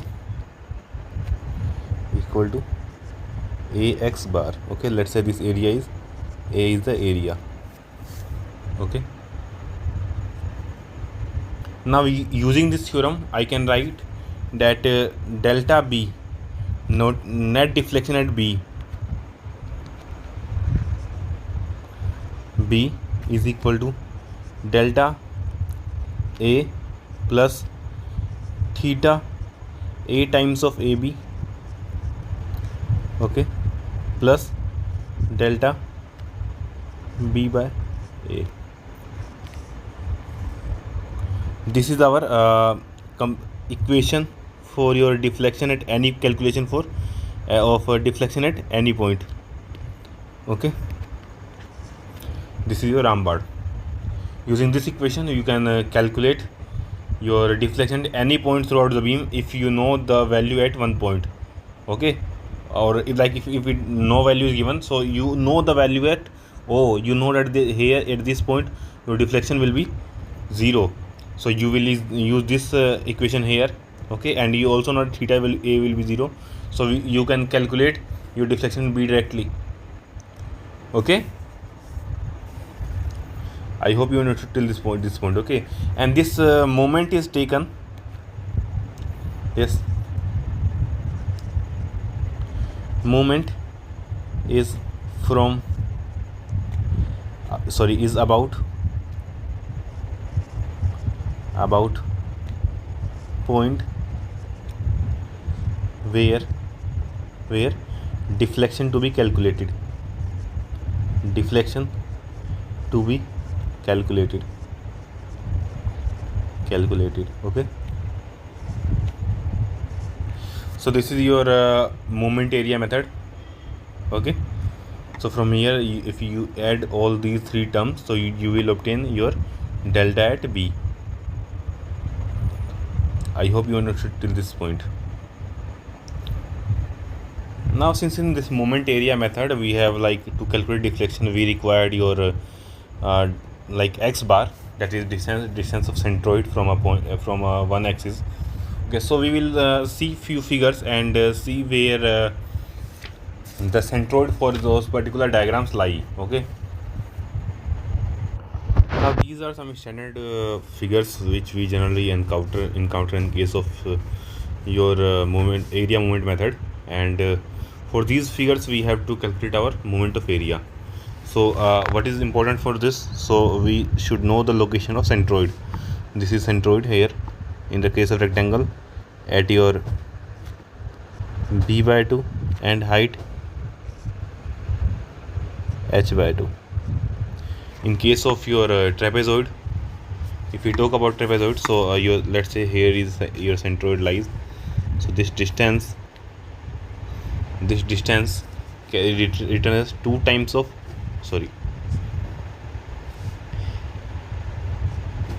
2 times of opposite side 2a plus same side divided by a plus b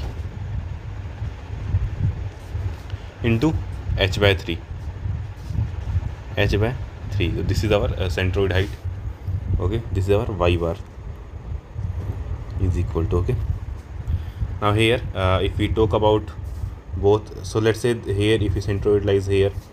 Okay, so then both distances either from x bar or y bar. Let's say this is x bar, this is our y bar. So both values are 4r by 3 pi. 4r by 3 pi. Okay, now if we look into the case of your, this is your parabola segment. Okay, so in case of parabola, so your CG will lie somewhere here. So okay, in that case your x bar will be equal to 3b by 8 and y bar will be equal to 2h by 5. Okay, in case of your parabola such that your vertex is at origin, so your CG will lie somewhere here, let's say here.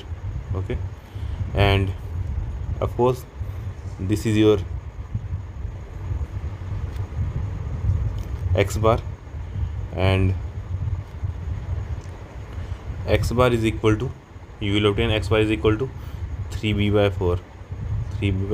Okay, and your y bar value will be equal to 3h by 10.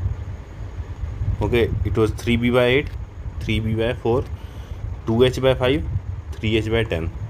Now in case of your sinusoidal curve, if we talk about, then your centroid, y coordinate of centroid, that is y bar, is at pi h by 8. Okay, and of course your area of your sinusoidal curve is written by 4bh divided by pi. Okay,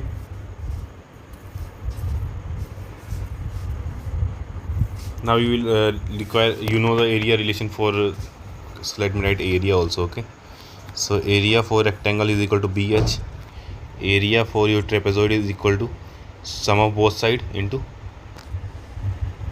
what is area of trapezoid? Area of trapezoid is your sum of both side, that is a plus b into h by 2.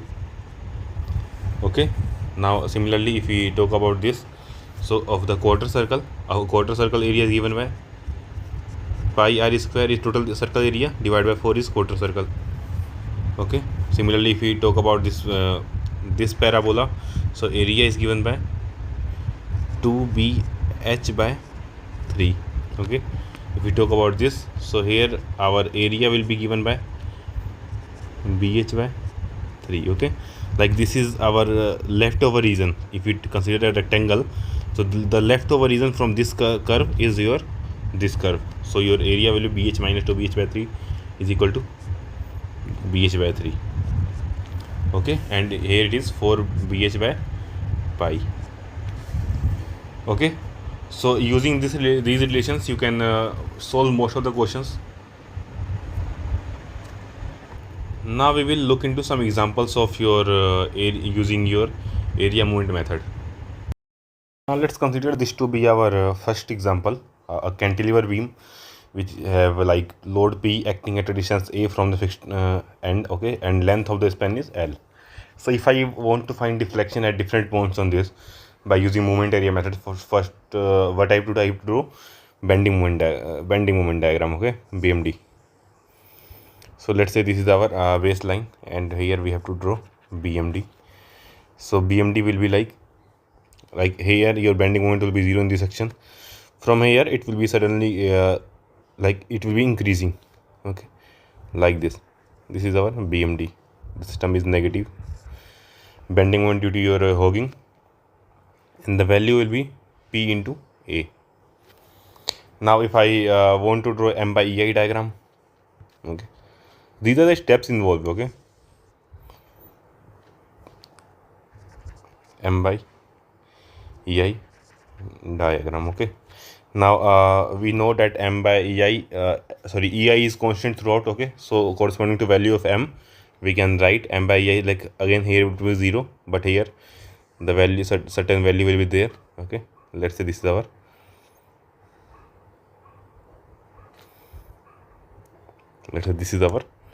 M by EI curve. Okay,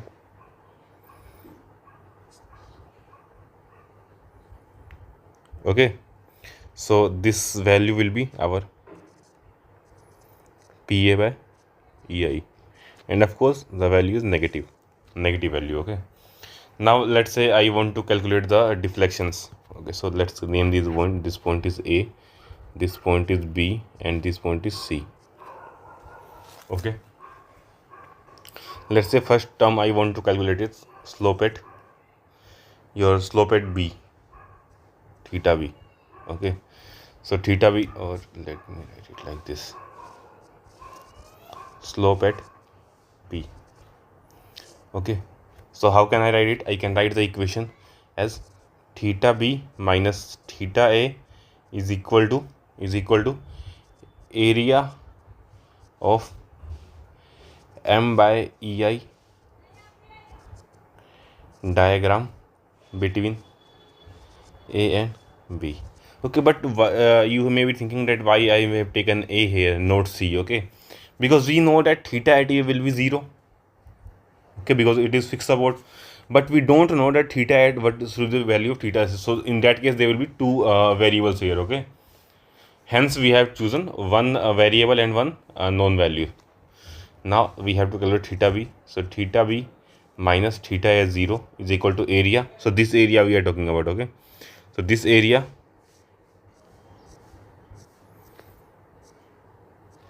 is equal to, like this is triangle, so half into base is A, into height is PA by EI. So your slope at B is given by PA square by 2 EI. So this is our like cantilever beam support, like a load acting, a point load acting at a free end. This is same relation. Okay, we have obtained earlier. Of course, one thing I like forgot to mention here. So like this area is in negative. Okay, so this value will be our negative value. Okay, and hence this will be negative. Okay, and if I talk about, let's say, next point, that is your slope at C.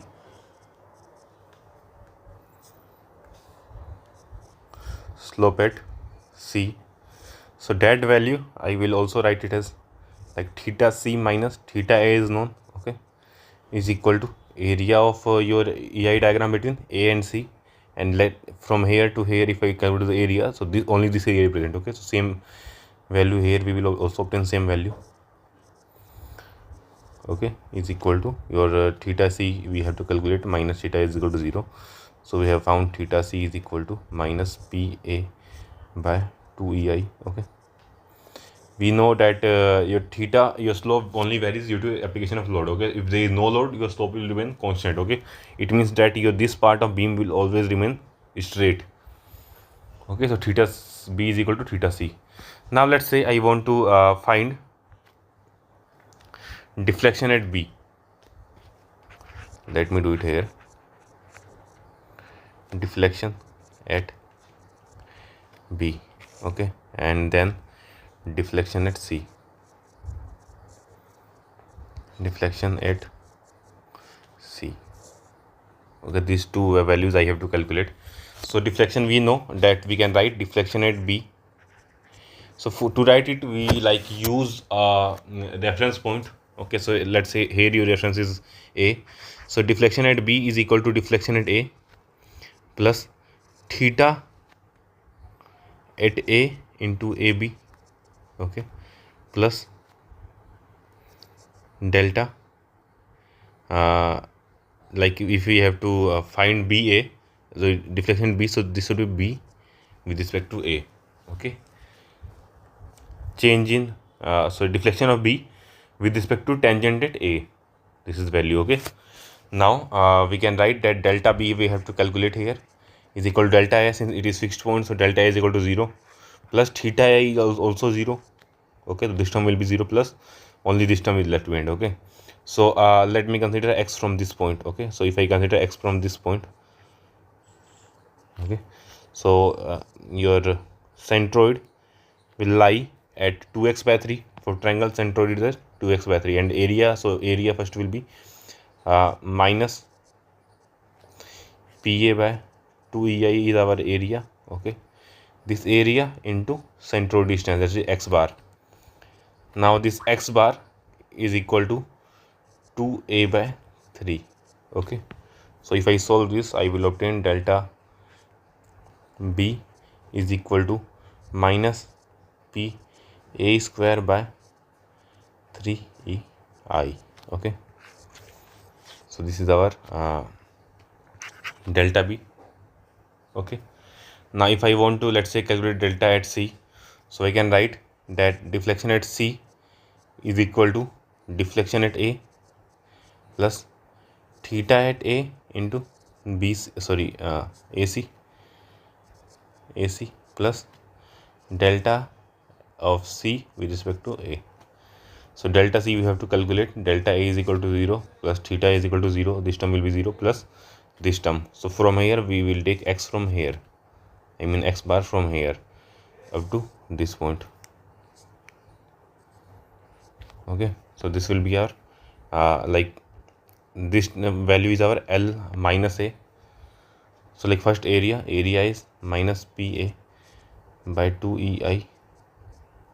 Okay, this area into distance is our, like this distance is our L minus A plus this distance is 2a by 3.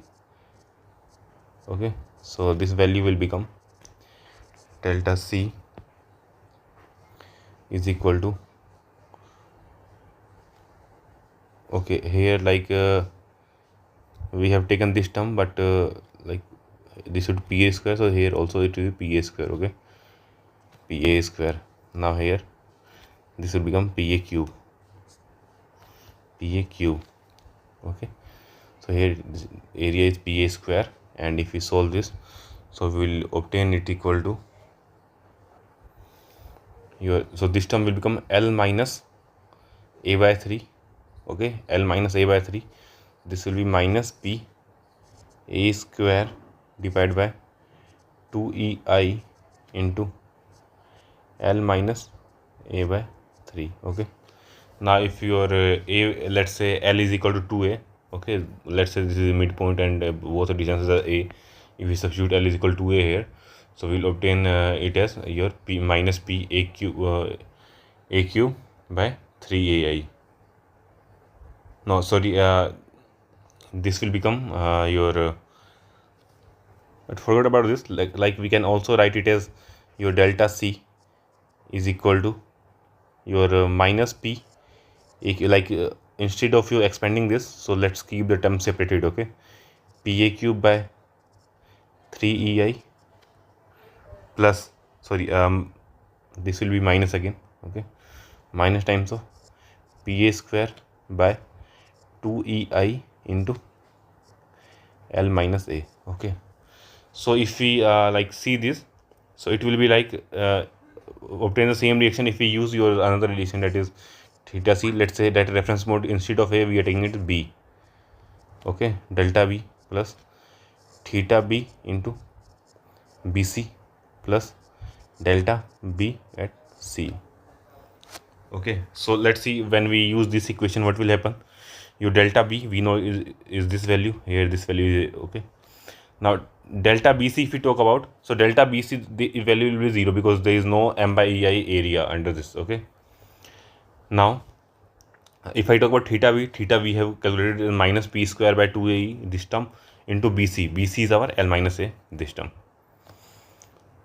Okay, so either we use this relation or this relation, we will use our same value. I hope you understood till here. Now moving to next example. Now let's start with your next method, that is conjugate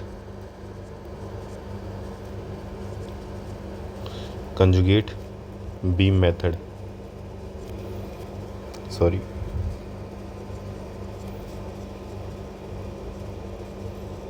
So if we talk about conjugate beam method, like this is generally used, like this is also called your Morse theorem.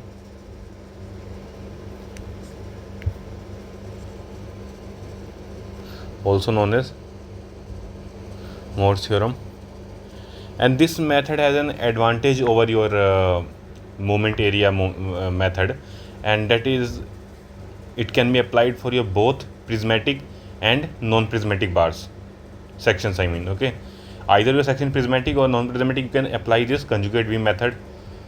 Okay, and this method can also be applied in case of your internal hinge, or if the like presence of internal hinge or link is present, then also you can apply this conjugate beam method.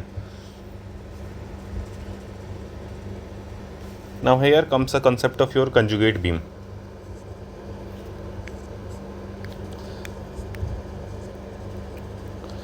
Conjugate beam. Now this conjugate beam is a imaginary beam.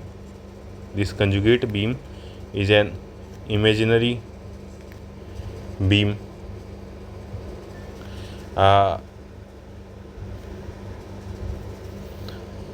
for which its loading diagram for which loading diagram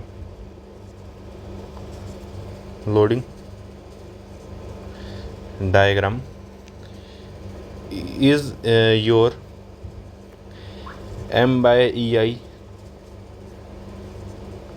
diagram for given real beam. Okay, so in conjugate beam it is like we consider an imaginary beam such that its loading where it's the loading diagram of your imaginary beam is m by ei diagram of your actual beam. Okay, and if your real beam is determinate and stable, then your corresponding conjugate beam will also be determinate and stable. Okay, now there are two theorems in your conjugate beam. Let me mention them here. So this is theorem 1. So this theorem is, first theorem is slope at any section in the real beam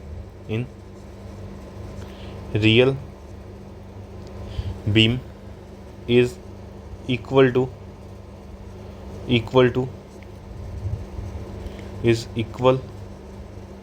to shear force shear force at that section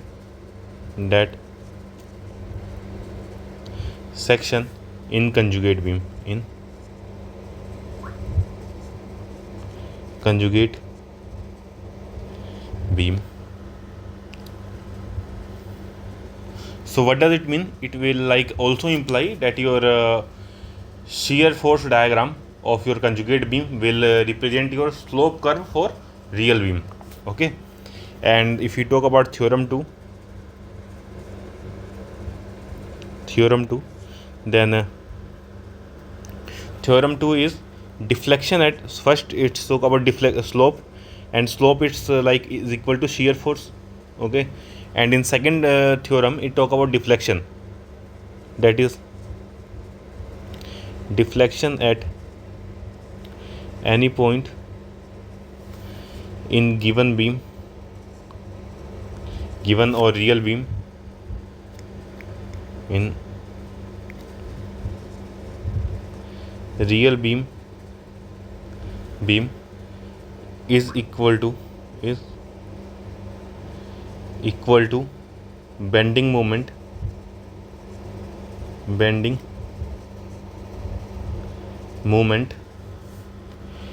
at that section in conjugate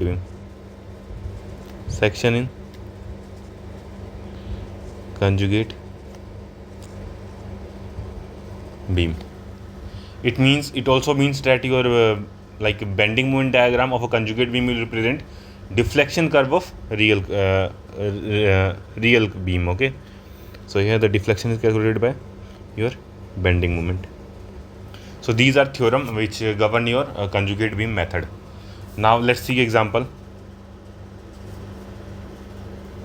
So we will take two examples. First is for your simply supported and second for your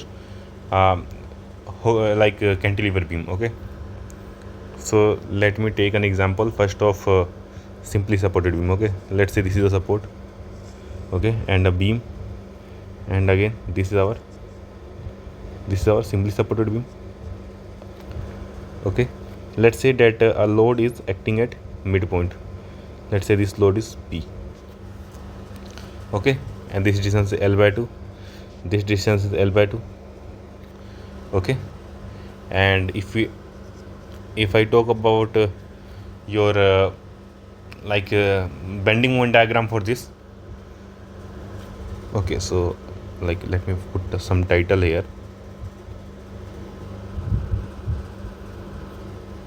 Okay, so proceed here. Okay, so if I want to draw bending moment, so how will I draw bending moment?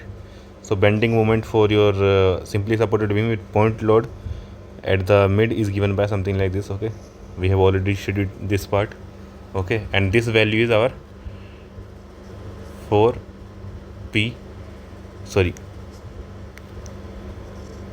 PL by 4. Now if this is the EI diagram, so this will become PL by 4 EI. Okay, and this is our positive value. This is positive value M by EI diagram. This is our M by EI diagram. Okay, now let's consider another your cantilever beam. Let's say this is your beam.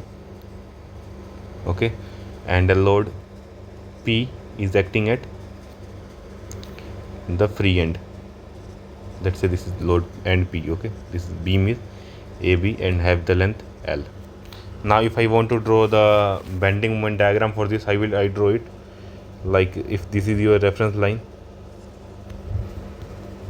If this is your reference line, then it will be like this. Okay, this is our hogging negative, and of course here I have considered M by EI diagram. This is our M by EI diagram, considering our EI is constant. Okay, here it is sagging and here it is hogging, and this maximum value is our PL by EI. This value is PL by EI. Okay, so using M by EI diagram, how we draw your conjugate beams? So let me draw it here. So if I draw the conjugate beam for this simply supported, like the support will remain same here.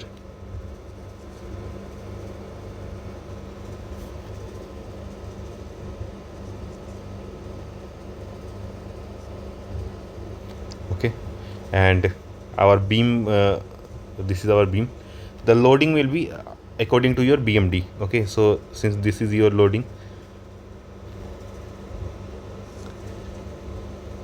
okay, so this is your loading, and since it is positive, so intensity will be in the upward direction.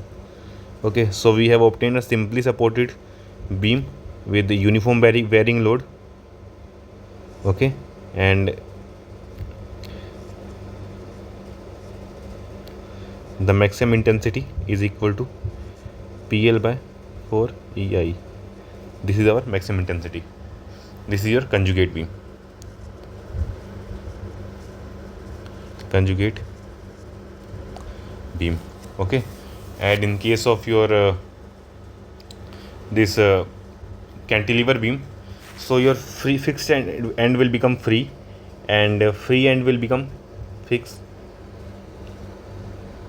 Free end will become fixed. Okay, it will become something like this, and since your loading is negative, so your bending moment will be something like this. Sorry, I mean your conjugate beam loading will be something, and since it is negative, so it will be in downward direction. It would be in downward direction.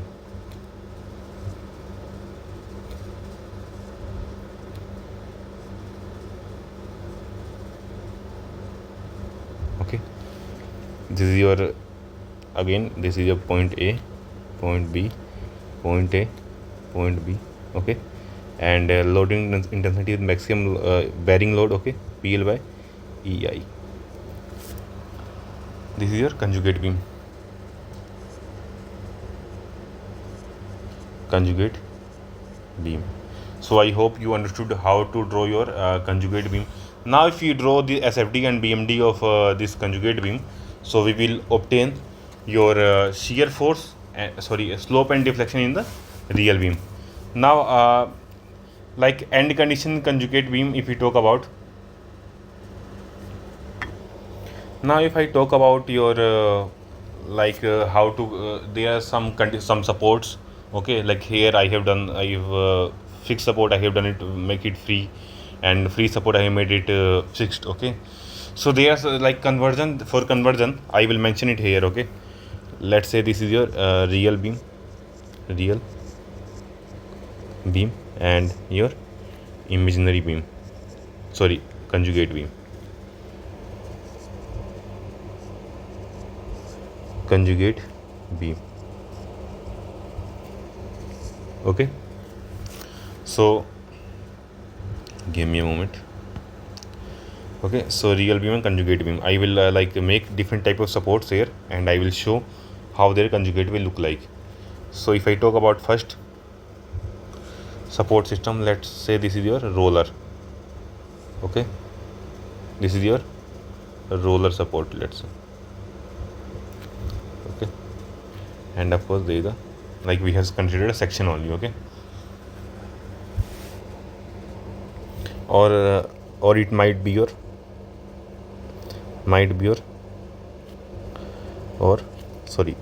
either roller or hinge support can be converted into your either may remain roller, or it might also become your hinge. Okay, so there is no limitations for your hinge and roller. Okay, it only depend on question. Okay, if it requires some freedom in your horizontal axis, so you will provide it with the roller support, and if it doesn't, you can directly use hinge. Okay, now if I talk about second, so second, if it is a free end,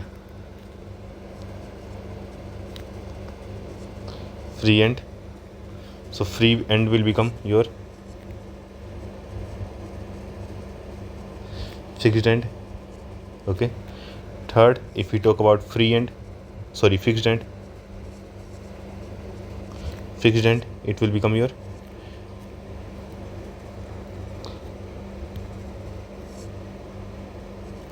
your free end. free end, okay, as I mentioned in the question above, okay. Now if there is an intermediate support, force intermediate support, so intermediate support will be your internal hinge,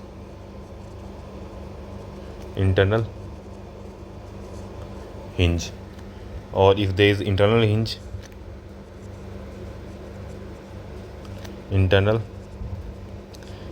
then it will be converted to your intermediate support,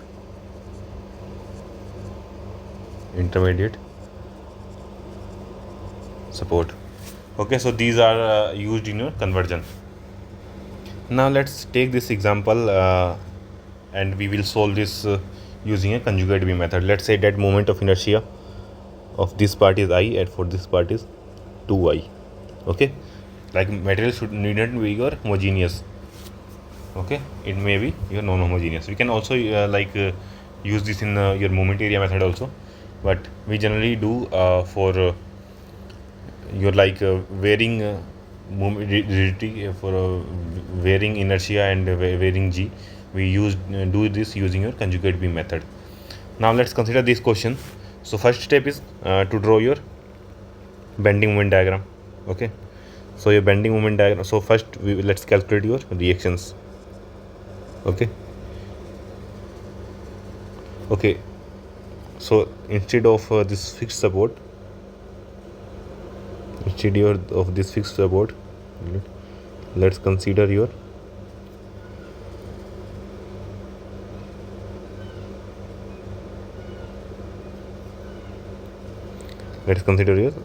simple support, okay.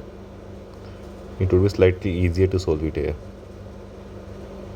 okay. So if I calculate the reaction, so reaction will be Ra is equal to P by 2 and Rc is equal to P by 2, okay, because both distances are same, so the load will be equally distributed. Now let's say I want to draw your bending moment diagram. So for simplicity, we know that we can draw your bending moment diagram is this. So this is your reference axis. So this is your, okay, this is your bending moment diagram, okay. This is the positive value, okay, and maximum value is PL by 4 EI.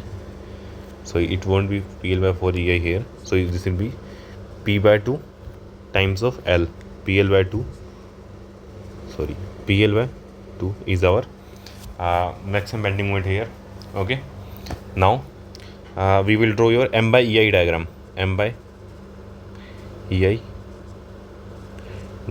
okay. So to draw M by EI diagram, again we will take a reference line. So this is our reference line, okay. Now we will divide it by EI. So for this section, I is this value is I, so it will be some constant value, like linearly varying value, okay. At this point the value will become PL by 2 EI, okay. And in next section what happened, the I become 2I. So at this point there will be discontinuity, and discontinuity it will be the next value drop to the value of PL by 4 EI, okay, because I become 2I. Now this is your M by EI diagram, okay. This value is also positive, this value is also positive, okay. This is your A, this is your, this point correspond to B, this point correspond to C. Now to draw conjugate diagram, as I have mentioned earlier, to conjugate diagram is shown by, like, we will draw your support. Since your support is here roller and hinge, so we can keep it in the same way also, okay. Let's say this is your roller, this is your hinge, okay. Now this will be your loading diagram also, okay. Since it is positive, so it will be in upward direction, so it's something like this, also something like this. So the intensity will be in upward direction.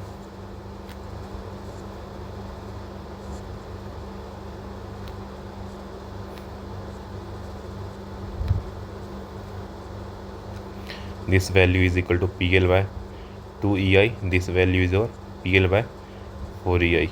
Okay, this point is A, B and C. So let's say if I want to calculate the slope and deflections value, so what will I do? What should I do? So for the slope and deflection value, I have to calculate, let's say, shear force. I know that shear force and bending moment of your beam. Okay, so first, before that, I have to like calculate the reactions at these supports. Let's say this is RA, this is your RC. Okay, so like if I apply summation of Fi is equal to 0, so what can I write? I can write it is equal to RA. Okay, and one more thing, like these are in upward direction, so let's consider this RA and RB in. Okay, so wait a minute. So let's say that this RA and RB are in downward direction, such that forces can be equated. Okay, RC. So I can write summation Fy is equal to 0, or let me write it here, summation Fy is equal to 0, and from this I can write that RA plus RB is equal to this loading intensity. Okay, so this is a triangle, this is also a triangle, this distance is L, this distance is also L.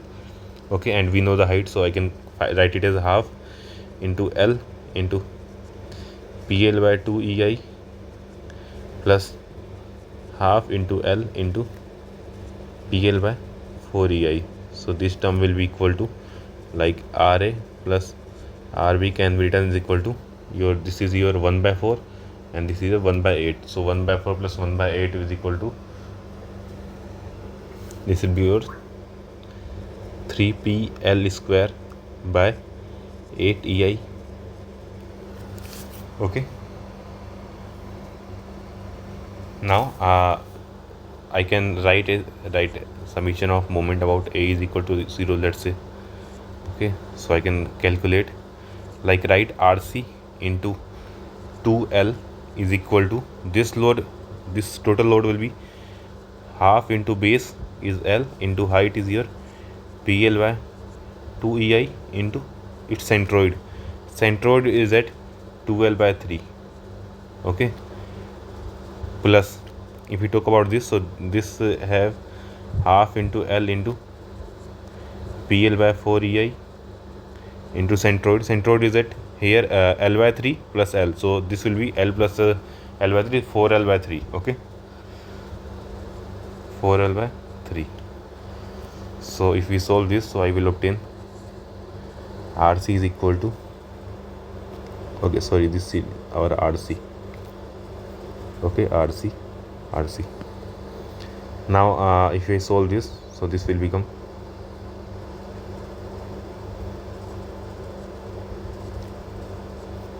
this term will cut. Okay, now L will, okay, so this will become PL square by EI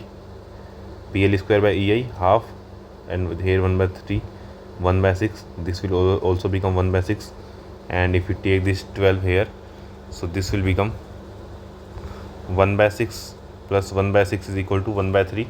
1 by 3 divided by 2 is 1 by 6. Okay, so PL square by 6 EI,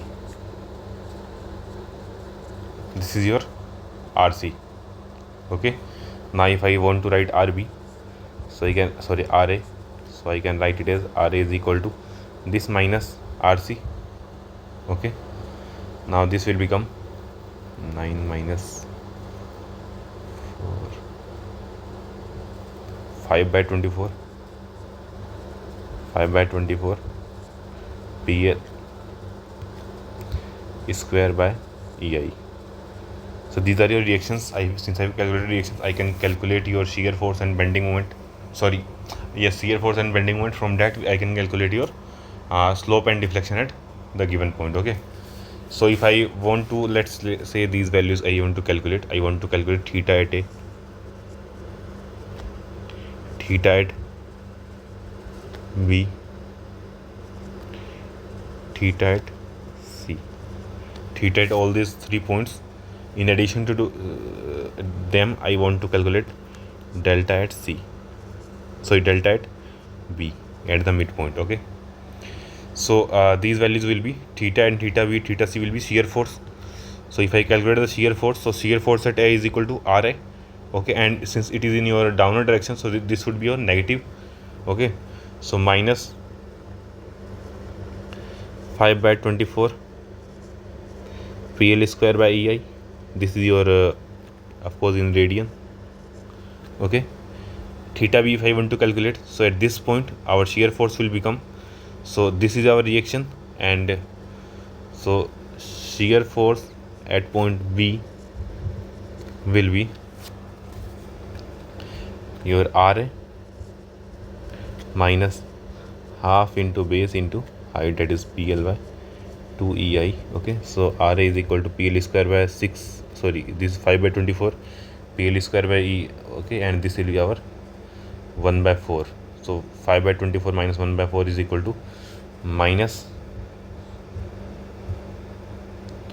1 by this will be, let's say, 1 by 4, and this is our 1 by 24. So 4 times of 6 times of here, so 24 minus 1, sorry, minus PL square by 24 EI.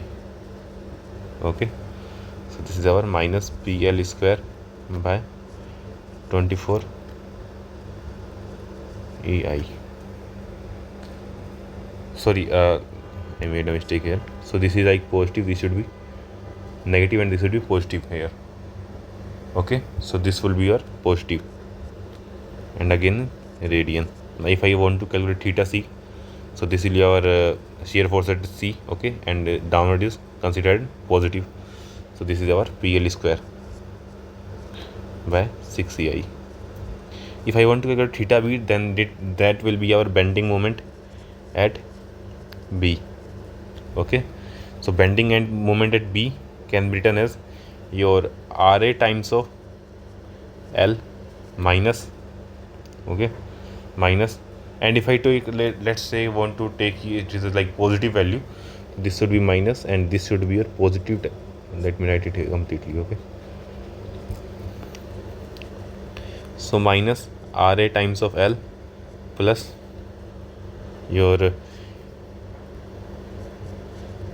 half into L into PL by 2 EI into, at a distance from here is L by 3. Okay, into L by 3. So if I substitute the value of Ra, this will become 5 by 24, of course with negative sign, PL cube by EI. Now this is plus, this term will become 4 3 are 12 PL cube by 12 EI. Okay, now on solving this, I will obtain is equal to multiplied by 2, so minus 3 by 24 times of PL cube by EI. Okay, minus 3. Okay, sure. Now this can be written as minus PL cube by 8 EI. So your deflection will be PL cube by 8 EI in downward direction. Okay, I hope you understood how to proceed with these questions. Okay,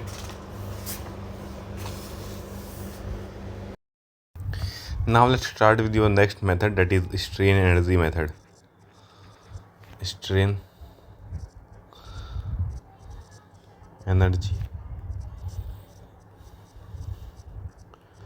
method. So in your strain energy method, first most important point is your Castigliano theorem.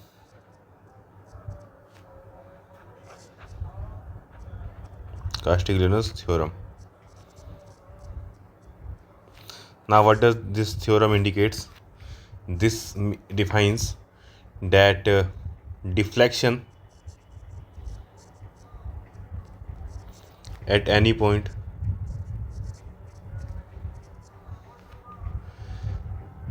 in the direction of in the direction of load will be first partial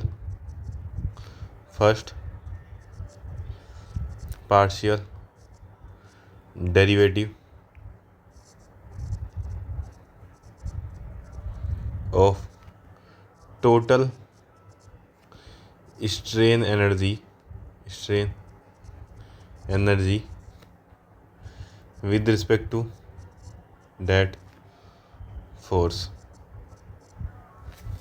Okay, so I can write that delta is equal to del u by del f.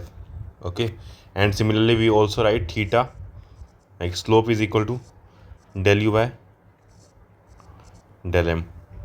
Okay, now if your considered force is there, so you can directly calculate deflection there, and if there is a concentrated movement, you can directly calculate the slope at that point. Okay, so these are like important points for regarding your strain energy method. Now if we talk about sign conventions,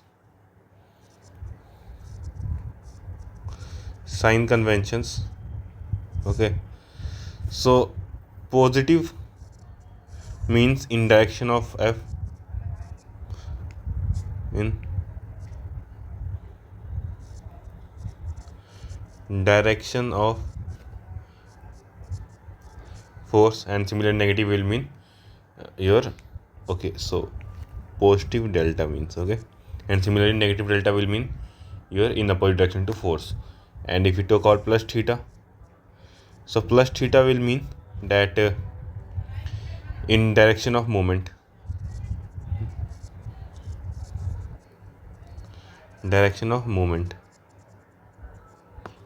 okay. So if we talk about the calculation of strain energy, so I have also like mentioned it earlier, so here also I will mention it. Let me write it here. Okay, so u is equal to mx square dx by 2ei, u is equal to sx square dx by 2ag. Okay, similarly this is, okay, so let me write it here. This is for your bending moment, this is for your due to your shear force. Okay, and similarly we can write that u is equal to integration of px square dx by 2a, and u is equal to integration of dx square dx by 2gj. Okay, so this will be corresponding to your axial force. Okay, and this is for your torque. So these are your formula for strain energy. Okay, now we can use these methods to calculate your deflection and slope under two conditions. First, let's say deflection under load.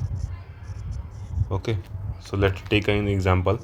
So let's say this is your cantilever beam. Okay, and a load P is applied. The cantilever length is L. This is point A, point B. Okay, so if let's talk about the deflection at B, so this will be equal to your del U by del P. Okay, now if I want to calculate the strain energy, so strain energy can be calculated using mx. Let's consider a plane at a distance x. Okay, so here your m will be px, so px square dx by 2ei. So from here I will obtain, and from x is from 0 to L, so from here I will obtain p square by 2ei can be taken as common, and the integration of x square dx will be x cube by 3. Okay, so from 0 to L, so here I will obtain u is equal to p square L cube by 6 EI. Okay, and so your delta B will be del U by del P with respect to P, so this will become PL cube by 3 EI, as we know that deflection for your cantilever beam at a free end. Okay, so this is your first case. Now second case is deflection.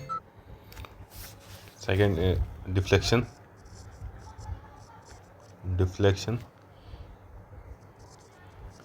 at point where force is not acted.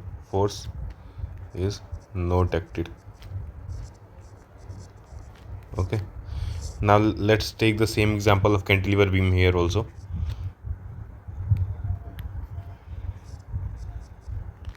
So let's say this is your beam A, B, and this load is acting at B. Let's say that I have asked what is the deflection at C. Okay, deflection at C. What should be deflection at C?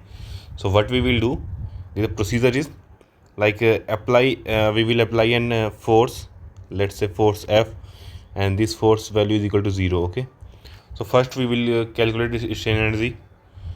Strain energy is with respect to Q. Strain energy function of P and Q we will calculate. Okay, then what we will do, we will calculate delta C is equal to del U by del Q, and we will get some value. Okay, now we will substitute Q is equal to 0. So this is step 1, step 2, step 3. So after these 3 steps, you will obtain your delta value. Okay, now similarly it can be also used if, let's say, the moment is provided. Let's say if I have asked, let's say, slope. So what we will do, we will apply a moment m is equal to 0 at this point. Okay, and similarly we will do that theta C is equal to del U by del M, and then we will substitute m is equal to 0. So I can obtain both your delta and theta values. Okay, at any point. I hope you understood this point. Okay, now this your strain energy method generally used in case of your structures. Okay, so let me give you example. Let's say there is a flagpole. Okay, let me mention it. Let's say that this is a fixed support and structure something like this, and load is applied somewhere else here. Okay, or let's say there a case of your circular or like a beam which is not straight. Let's say you have circular beam. Okay, beam in this type of beam. Let's say there is a full load P is applied and it is fixed at this end. Okay, now we have to calculate deflection and, let's say, deflection and your slope at this point. So in these kind of cases, we generally use your strain energy method. Okay, so we will start discuss few questions on this particular strain energy method. So let's consider this case. Okay, and this angle is of course 90 degree, let's say. Okay, and we have to calculate delta A horizontal and delta A vertical. Both values we have to calculate. Okay, so for vertical direction we have force P acting on it already. Okay, now if we talk about horizontal direction, there isn't any force acting with which we can differentiate your strain energy. So let's apply an horizontal force Q here. Okay, let's say this is your force acting on point A. Now total strain energy, we can write total strain energy is equal to strain energy in AB plus strain energy in BC. Okay, if I talk about strain energy in AB portion, so we can take any section at a distance x. Okay, distance x from here, we can take any section, and at that section your strain energy will be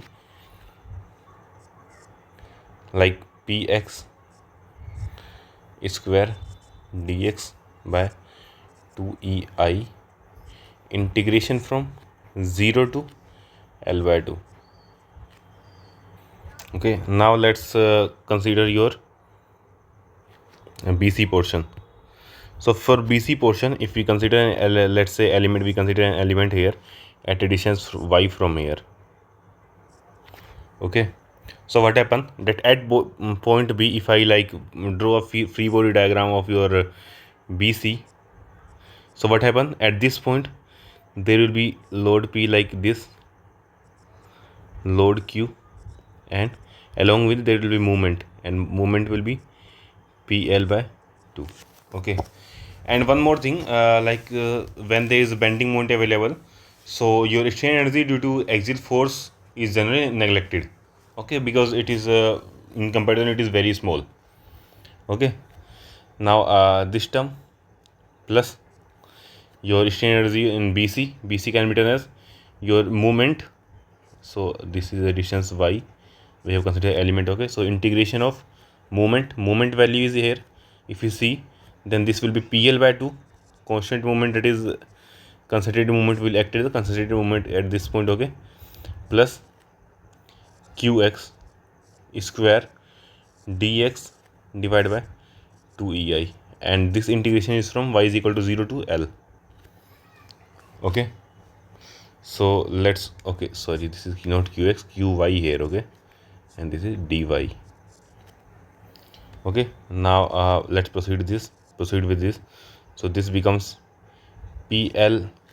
Okay, so, or I can write it as P square by 2ei into L by 2 cube, and of course this will become 6. Sorry. Okay, so this will be like this, first term plus second term. If we integrate this term, so we will obtain our before integrating, what we will do, we will first expand this square term. Okay, so this will be our P square L square by 8 ei times of L.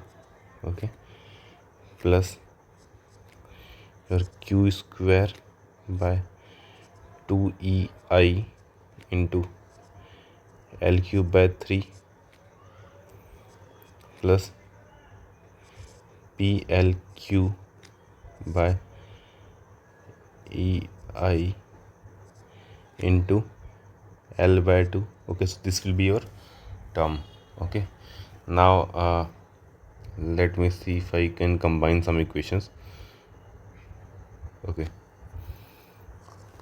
so this total term, like I can add both these terms. Okay, but we don't need to add. Okay, like I can calculate delta A H value horizontal is equal to del U by del Q, and this value will become all this, both like these four terms will become 0. Okay, 0 plus 0 plus this term will become QLQ by 3ei plus PL square by 4ei.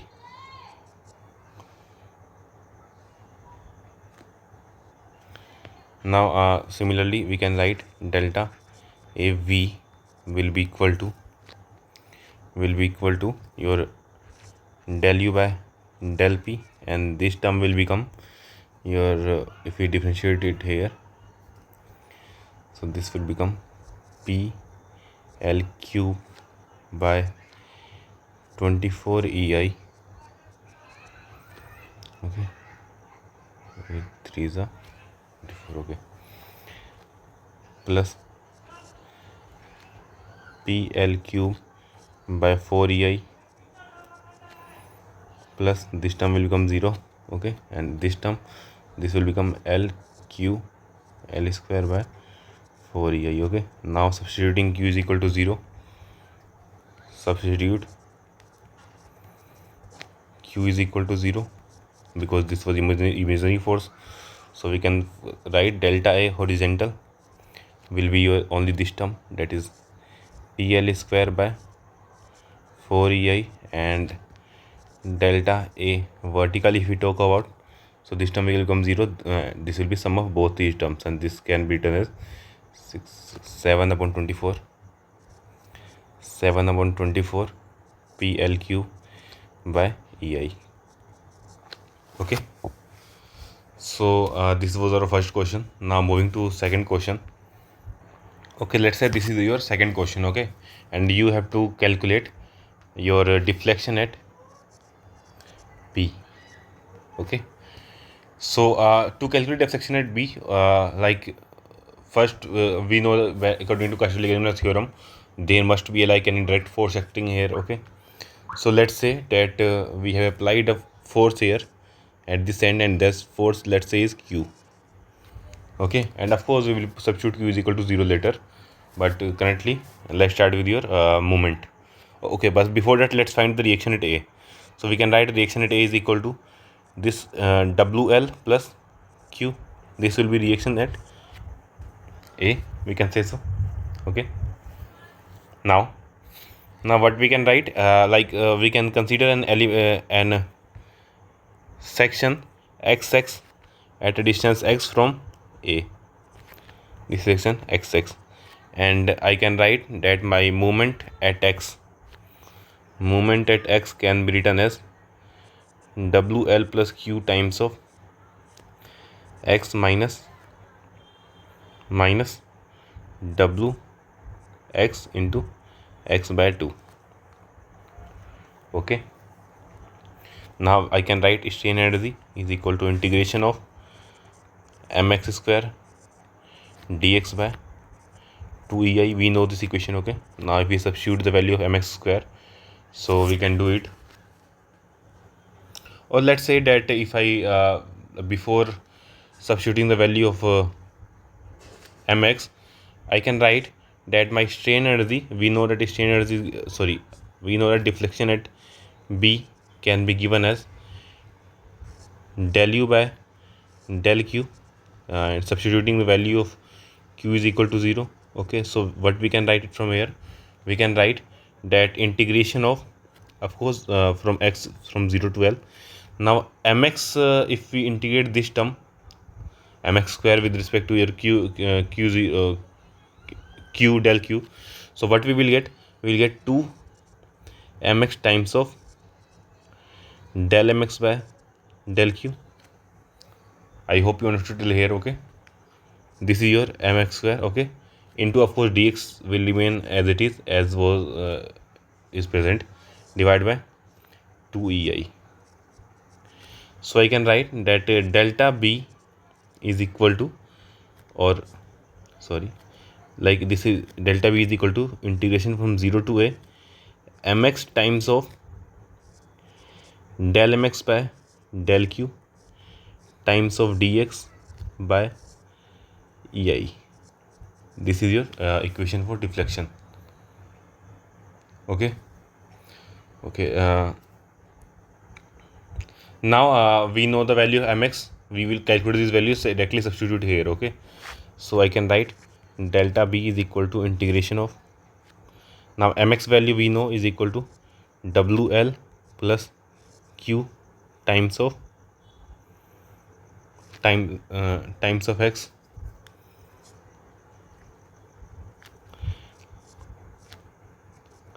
WL plus Q times of x minus W into x square by 2. Okay, this is your moment mx into del mx by del q. If we differentiate this with respect to q, we will only obtain a term x here. I think you understood this point. Okay, so this term will remain x. Okay, this will become 0, only x term will remain. Okay, into dx divided by, of course, divided by EI, and from 0 to L. Now if I reduce this, so this can be written as your 1 by ei times of, let's take ei is equal to constant, okay, integration of, if you multiply it by x, so we will obtain wl plus q times of x square, okay, minus w by 2 x cube.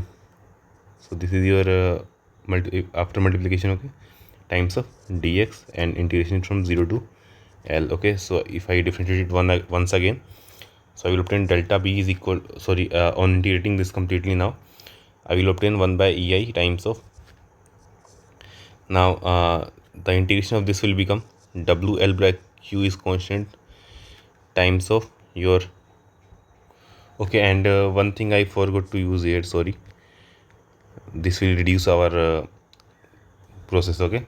Now since here I have used del q is equal to 0, so if I substitute here, after like substituting these terms, if I substitute q is equal to 0, so only this term will remain, okay. This will reduce our further load on the question. Now I can write it as integration as wl x cube by 3 minus w by 2 into x to the power 4 by 4, and limit is from 0 to L. Now if I substitute the values, I will obtain is 1 by ei times of course let's take w is equal to common here also, okay. W if we take common, this will be L to the power 4 by 3 minus L to the power 4 by 8, okay. Solving this, I will obtain delta B is equal to 5 by 24 wl to the power 4 by ei. This is your deflection at B, okay. So let's say for this problem, what we have to do, we have to calculate ratio of your deflection at B horizontal and deflection at B vertical. This ratio you have to calculate, okay. This is a semicircular arc, okay. As you can see, the radius on both sides are same, and load P is applied vertically. Now since we have to like also calculate the horizontal, so let's apply an horizontal force Q here, okay. Now in case of like circular, we know that we should generally use your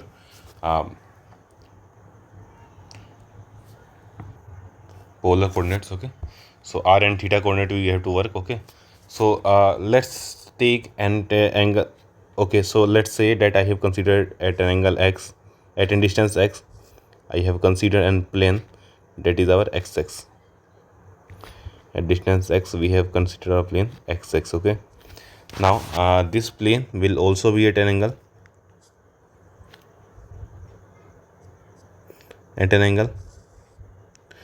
theta from the here, okay. Like it will be much easier in case of your circular arcs. The r theta coordinate using polar coordinate are much easier here, okay. So and I have to like consider up to your dx length. This is your dx, okay, and so this will become the arc length, okay. And here let's say this angle is your d theta, okay. So this arc length will become r d theta, okay. This arc length becomes r d theta, okay. Now we have to calculate the strain energy, so we can write strain energy is equal to, or let's write first moment at distance x can be written as p minus p times of x, okay, and minus is equal to minus p times of x can be written as r, this is radius, this is will be cos theta, this will be sin theta, okay. This distance is cos theta, and this distance x will be our sin theta, so this can be written as pr sin theta, okay. We will convert this moment into your like angular terms, okay. So we can write strain energy is equal to integration of mx square dx by 2ei. So I can write it is equal to your mx square can be written as minus pr sin theta square times of dx. Now this dx can be written as your r d theta. Okay, dx can be written as r d theta. Okay, and divide by, again 2 ei will remain same, 2 ei. Okay, now the integration from 0, theta is equal to 0 to theta is equal to pi by 2 up to 90 degree, 0 to pi by 2. Okay, if it is a half circle, then it will be up to pi. So I can write u is equal to integration of integration from 0 to pi by 2 times of what, p square r cube into sin square theta d theta divided by 2 ei. Okay, so this can be written as p square r cube by 2 ei times of integration of sin square theta d theta from 0 to pi by 2. Okay, now the integration of this, if you calculate this, so you will obtain the u is equal to p square r cube by 2 ei times of pi by 4.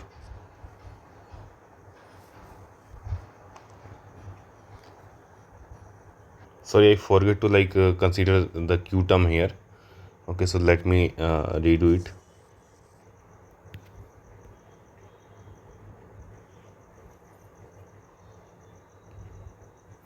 Okay, so this will be minus pxy, minus px minus qy. This will be our moment. Okay, now if I substitute the values here, I will obtain this is equal to minus p into r sin theta minus q into r times of 1 minus, so this term is our y, this is our y. Okay, and this difference is our dy.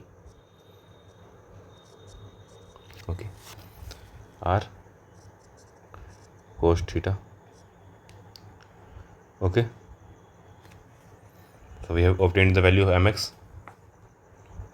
So I can write my strain energy is equal to integration of mx square dx by 2 ei, or let's write it here ds. Okay, this distance is, let's say, ds, arc length ds. Okay, now we can substitute value of m, of course, from 0 to pi by 2. Integration will be from 0 to pi by 2, and mx value is our minus times of pr sin theta minus qr into 1 minus cos theta. This is our mx square into ds is our r d theta divided by 2 ei. Okay, so I will get u is equal to, now if I take r common from here, so I will obtain it is equal to r cube by 2 ei times of integration of 0 to pi by 2 p sin theta plus q into 1 minus cos theta. Okay, square d theta. This is our standard equation in terms of your integration. Okay, now if I want to, let's say, calculate the horizontal and vertical deflections, so theta b horizontal, that will be equal to del u by del q at q is equal to 0. Okay, so let's first calculate here this point. So if I do it here, so it will become r cube by 2 ei times of integration of 0 to pi by 2. Now this term will be, since it is a square, so this will become 2 times of p sin theta plus q into 1 minus cos theta. Okay, and now integration of inside term. Okay, so inside term integration will be, so differentiation of this inside term, so p sin theta will become p cos theta. Okay, sorry, this is the differentiation with respect to q. Okay, so first term differentiation will become 0, second term it will become 1 minus cos theta. Okay, times of d theta. So we have obtained, like substituting now, we'll substitute q is equal to 0. So I will get r cube by 2ei times integration from 0 to pi by 2 time of 2 times of p sin theta. This term will become 0 into 1 minus cos theta d theta. Okay, now I can write it as is equal to r cube by 2ei times integration from 0 to pi by 2 of, okay, let's take 2 pi outside, okay, so 2p outside, so it will become pr cube by ei, and this will become sin theta minus sin theta cos theta, so I can write this sin 2 theta by 2 times of d theta. Now integration will become easier, so I can calculate delta b horizontal will become, if I solve this, so I will obtain value as, and then again I'll apply limit from 0 to pi by 2, I will obtain it as your pr cube by 2ei. This is our delta b horizontal. Okay, now if I want to calculate delta b vertical, so what I have to do, I have to use del u by del q, so del p, okay, del p at again q is equal to 0. This is the condition. Okay, now if I have, like, say, like I was doing previously, so it was easier for me to calculate the vertical this vertical deflection, but I have to like do this thing again to calculate my horizontal deflection. So I have directly like written as is it in this form. Okay, is equal to r cube by 2ei integral of from 0 to pi by 2. Okay, and the inside term will become p sin theta plus, sorry, 2 times, of course I forgot to mention 2 here. Okay, 2 times of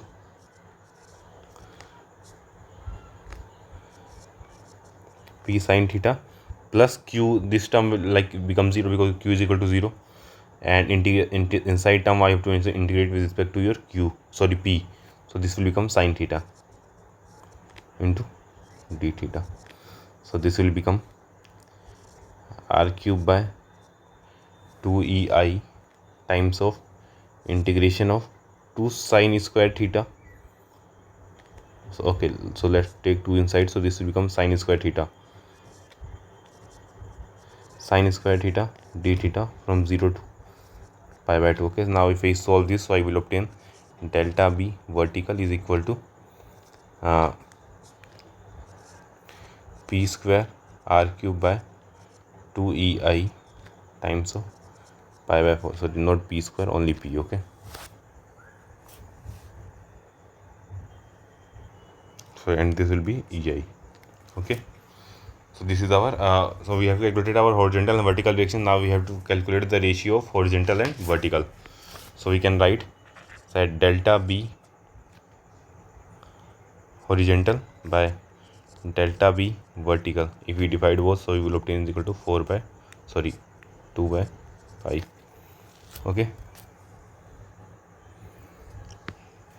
okay, so we are done with your these examples of your strain energy method. Now we will moving to our next method, that is method of superposition. So now method of superposition.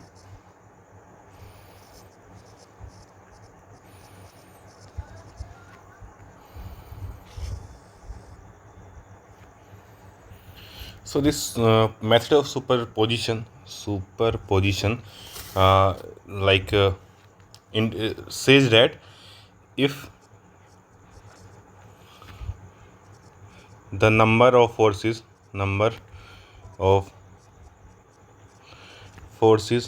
or movements are acting simultaneously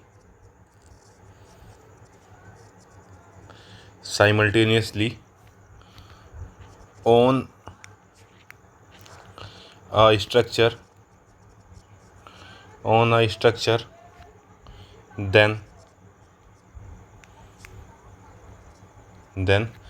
effect of all the forces or movements on slope and deflection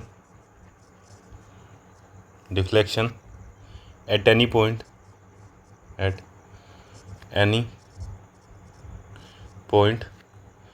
is equal to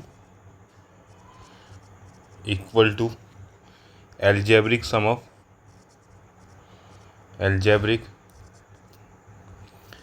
of effects of individual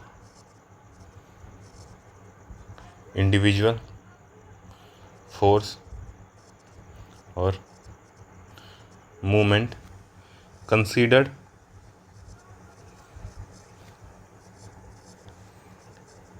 separately. So this method superposition is valid only for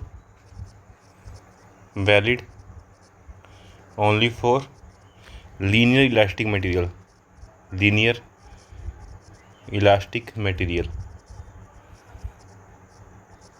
Okay, now what does it says? It says that if there are more than one force is acting on your structure simultaneously, then if you want to calculate, let's say, slope or deflection, then the net value can be calculated by using by the effect of each load simultaneously, individually. Okay, if you sum those values, so you will obtain. So let me show it here.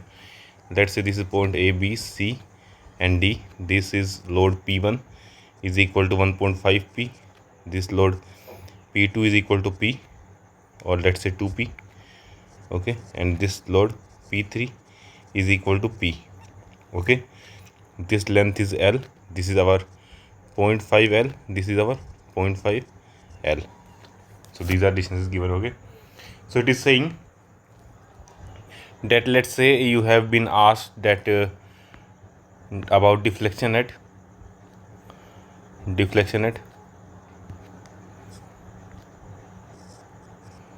D. Okay, so what we will do, we will make it three systems. Okay, so let's say this is our first system. Okay, and then this is our P1 is equal to 1.5 P. Okay, length 2L. Okay, plus our second one, that is here your load acting is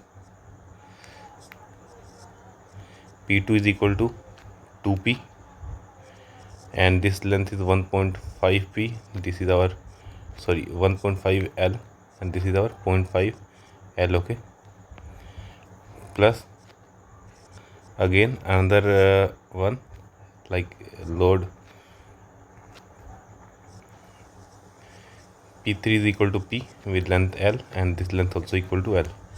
Okay, so this is our now we will calculate deflection of D in all these three cases. Okay, let's say that it will be this. Okay, so let's say here it will be delta D1, here it will be delta D2, here it will be delta D3. Okay, so I will write delta D is equal to delta D1 plus delta D2 plus delta D3. This is our principle of superposition. Okay, or I can also write that theta at D is equal to theta D1 plus theta D2 plus theta D3. This is what your principle of superposition tells us. Okay, I hope you understood till this point. Okay. Now our next method is Maxwell reciprocal. Maxwell's reciprocal theorem. Okay, so what does this theorem say? So this theorem states that deflection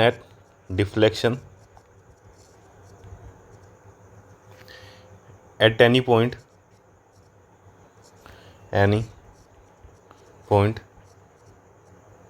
say 1 due to load P, let's P at point 2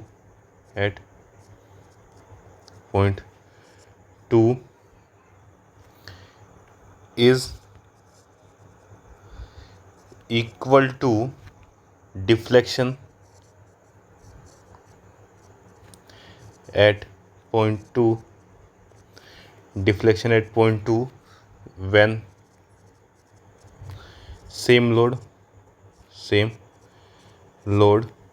is applied at 1. It means that delta 1 is equal to delta 2. So if I take an example, so let's say a cantilever beam is given. Of course, cantilever beam is given, okay, and let's say load P is applied at free end, okay. Let's say this is point A, this is point C, and some intermediate point here, point B is there, okay. Now you have been asked what is the deflection at point B, delta B. You have been asked, okay. So if you want to use Maxwell reciprocal theorem, this is also like your energy method, okay. So what does it say? It say what like if you have to do a deflection, calculate deflection at B. So what you can do, you can like apply the same force P, at location B, okay. P at location B instead of your C. Now your C and free, okay. Now here it is easy to like you can calculate the value of delta C, okay. You can calculate, yeah, here you can calculate the, okay. So let me draw elastic curve for this, okay. So they will be bending up to here, okay.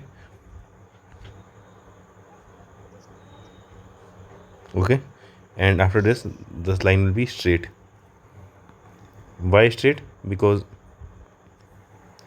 there is like no low load, so there is no change in the moment, okay. So this is our delta C, okay. So it says that it says that delta at B, which you have to find from here, can be written as delta at C, which you can find, this is your delta at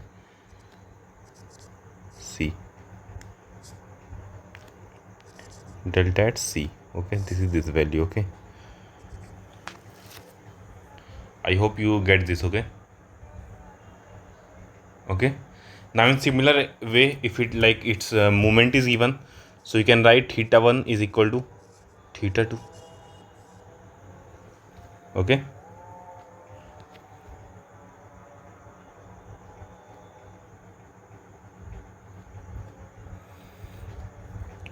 I hope you understood this point, okay.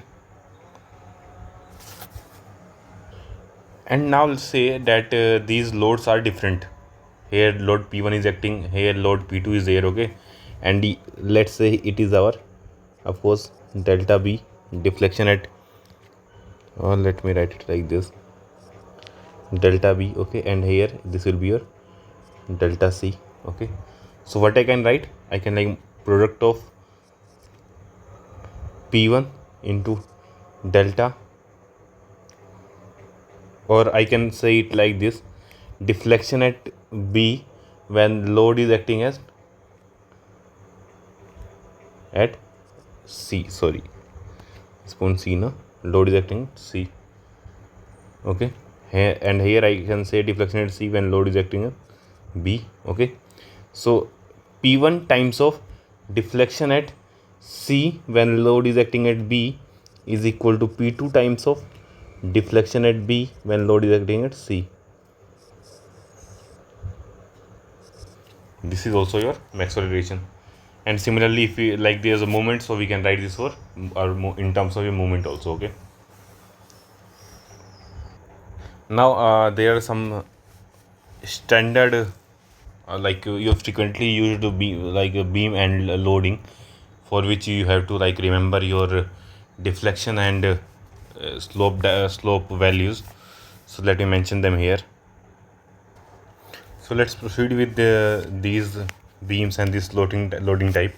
So for cantilever and moment is applied at your end, so I will write theta equations. So let's write it. Okay, theta is equal to ml by ei.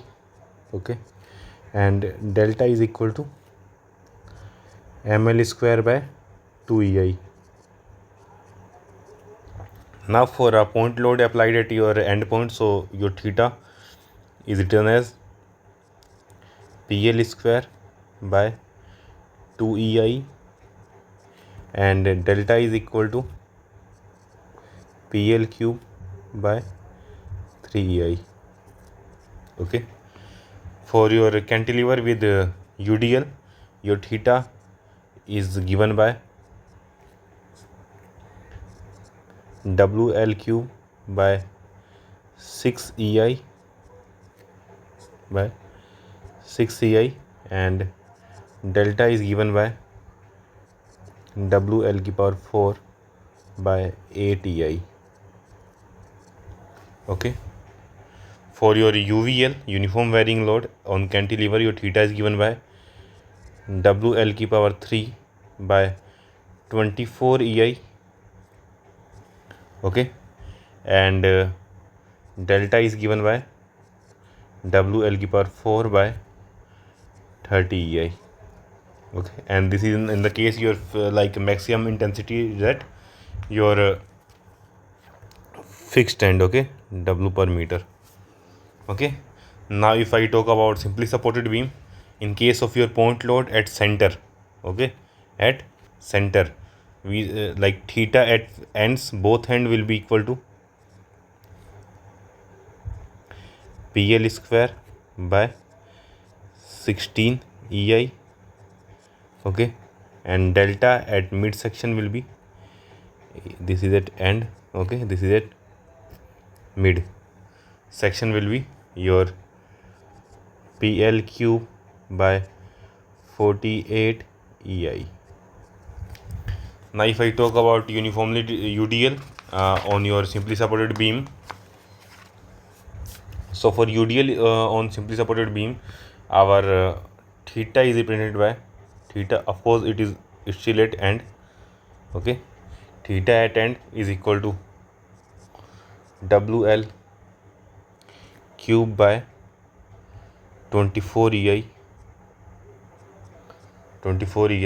Okay, and your deflection is given by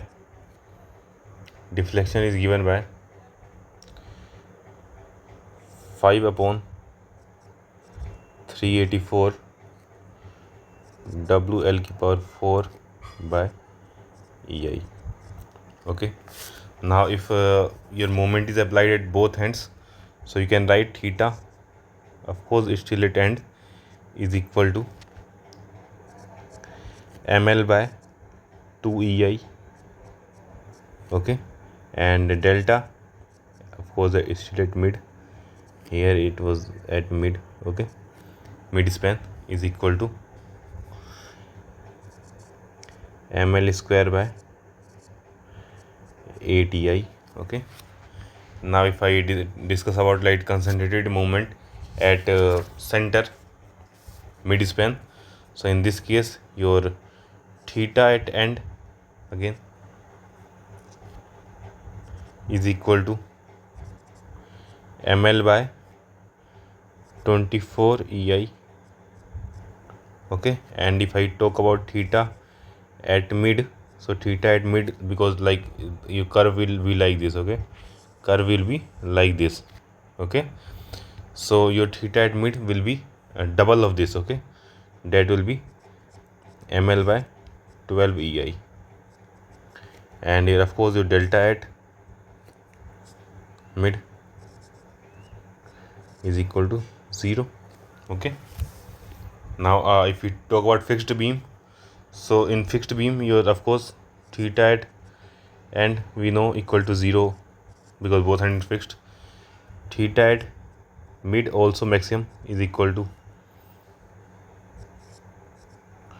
PL cube by 192 EI, okay. And again here also same condition, and if we calculate delta at mid, also delta maximum will be our WL4 by 384 EI, okay. So your like if you, there is point load, the deflection will be twice more than that of in case of your UDL. This term is twice of your UDL, okay.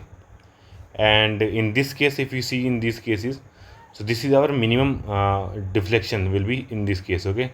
After that here, and then after that the deflection is minimum in this case, UDL on simply separate beam 5 by 384, okay. So these are relations you should remember, keep them in your mind. Now there is one more topic I would like to discuss here, and let's name it your deflection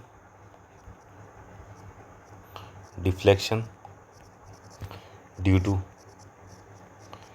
temperature gradient.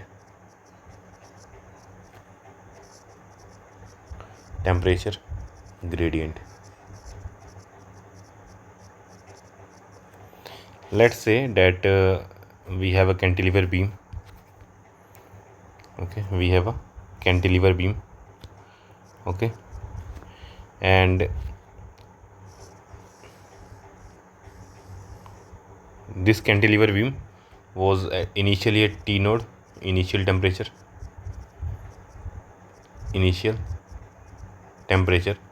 and let's say now that this upper surface is heated to temperature T1, and this lower temperature is heated to temperature T2. Both are your greater than T node,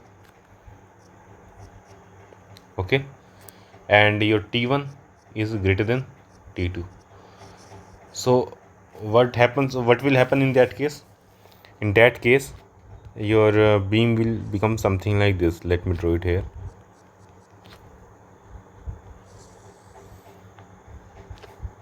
Sorry.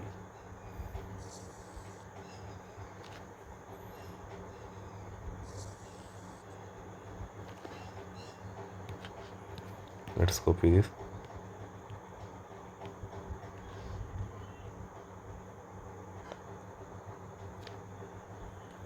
Okay, so this will be the case. Okay, sorry, let's minimize this too.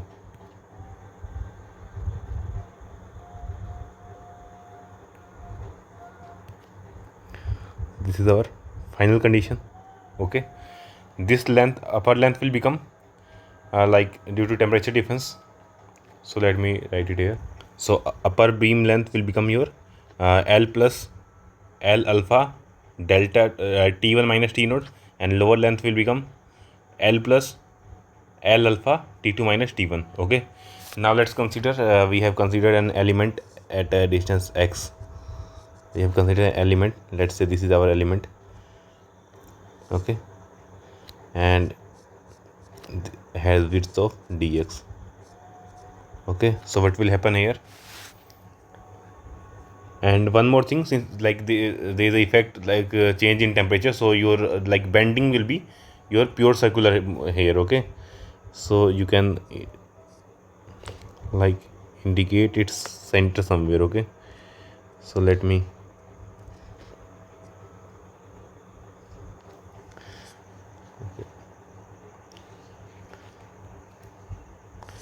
show it something like this, okay. Okay, so let's say this is your center, O, okay, and this radius is our,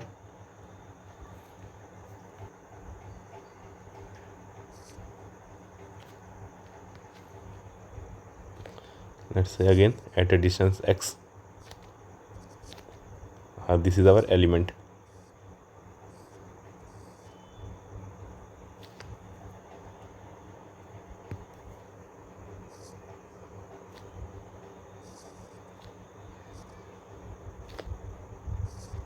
Okay, let's say h is was the depth of beam, so depth of beam will still be h.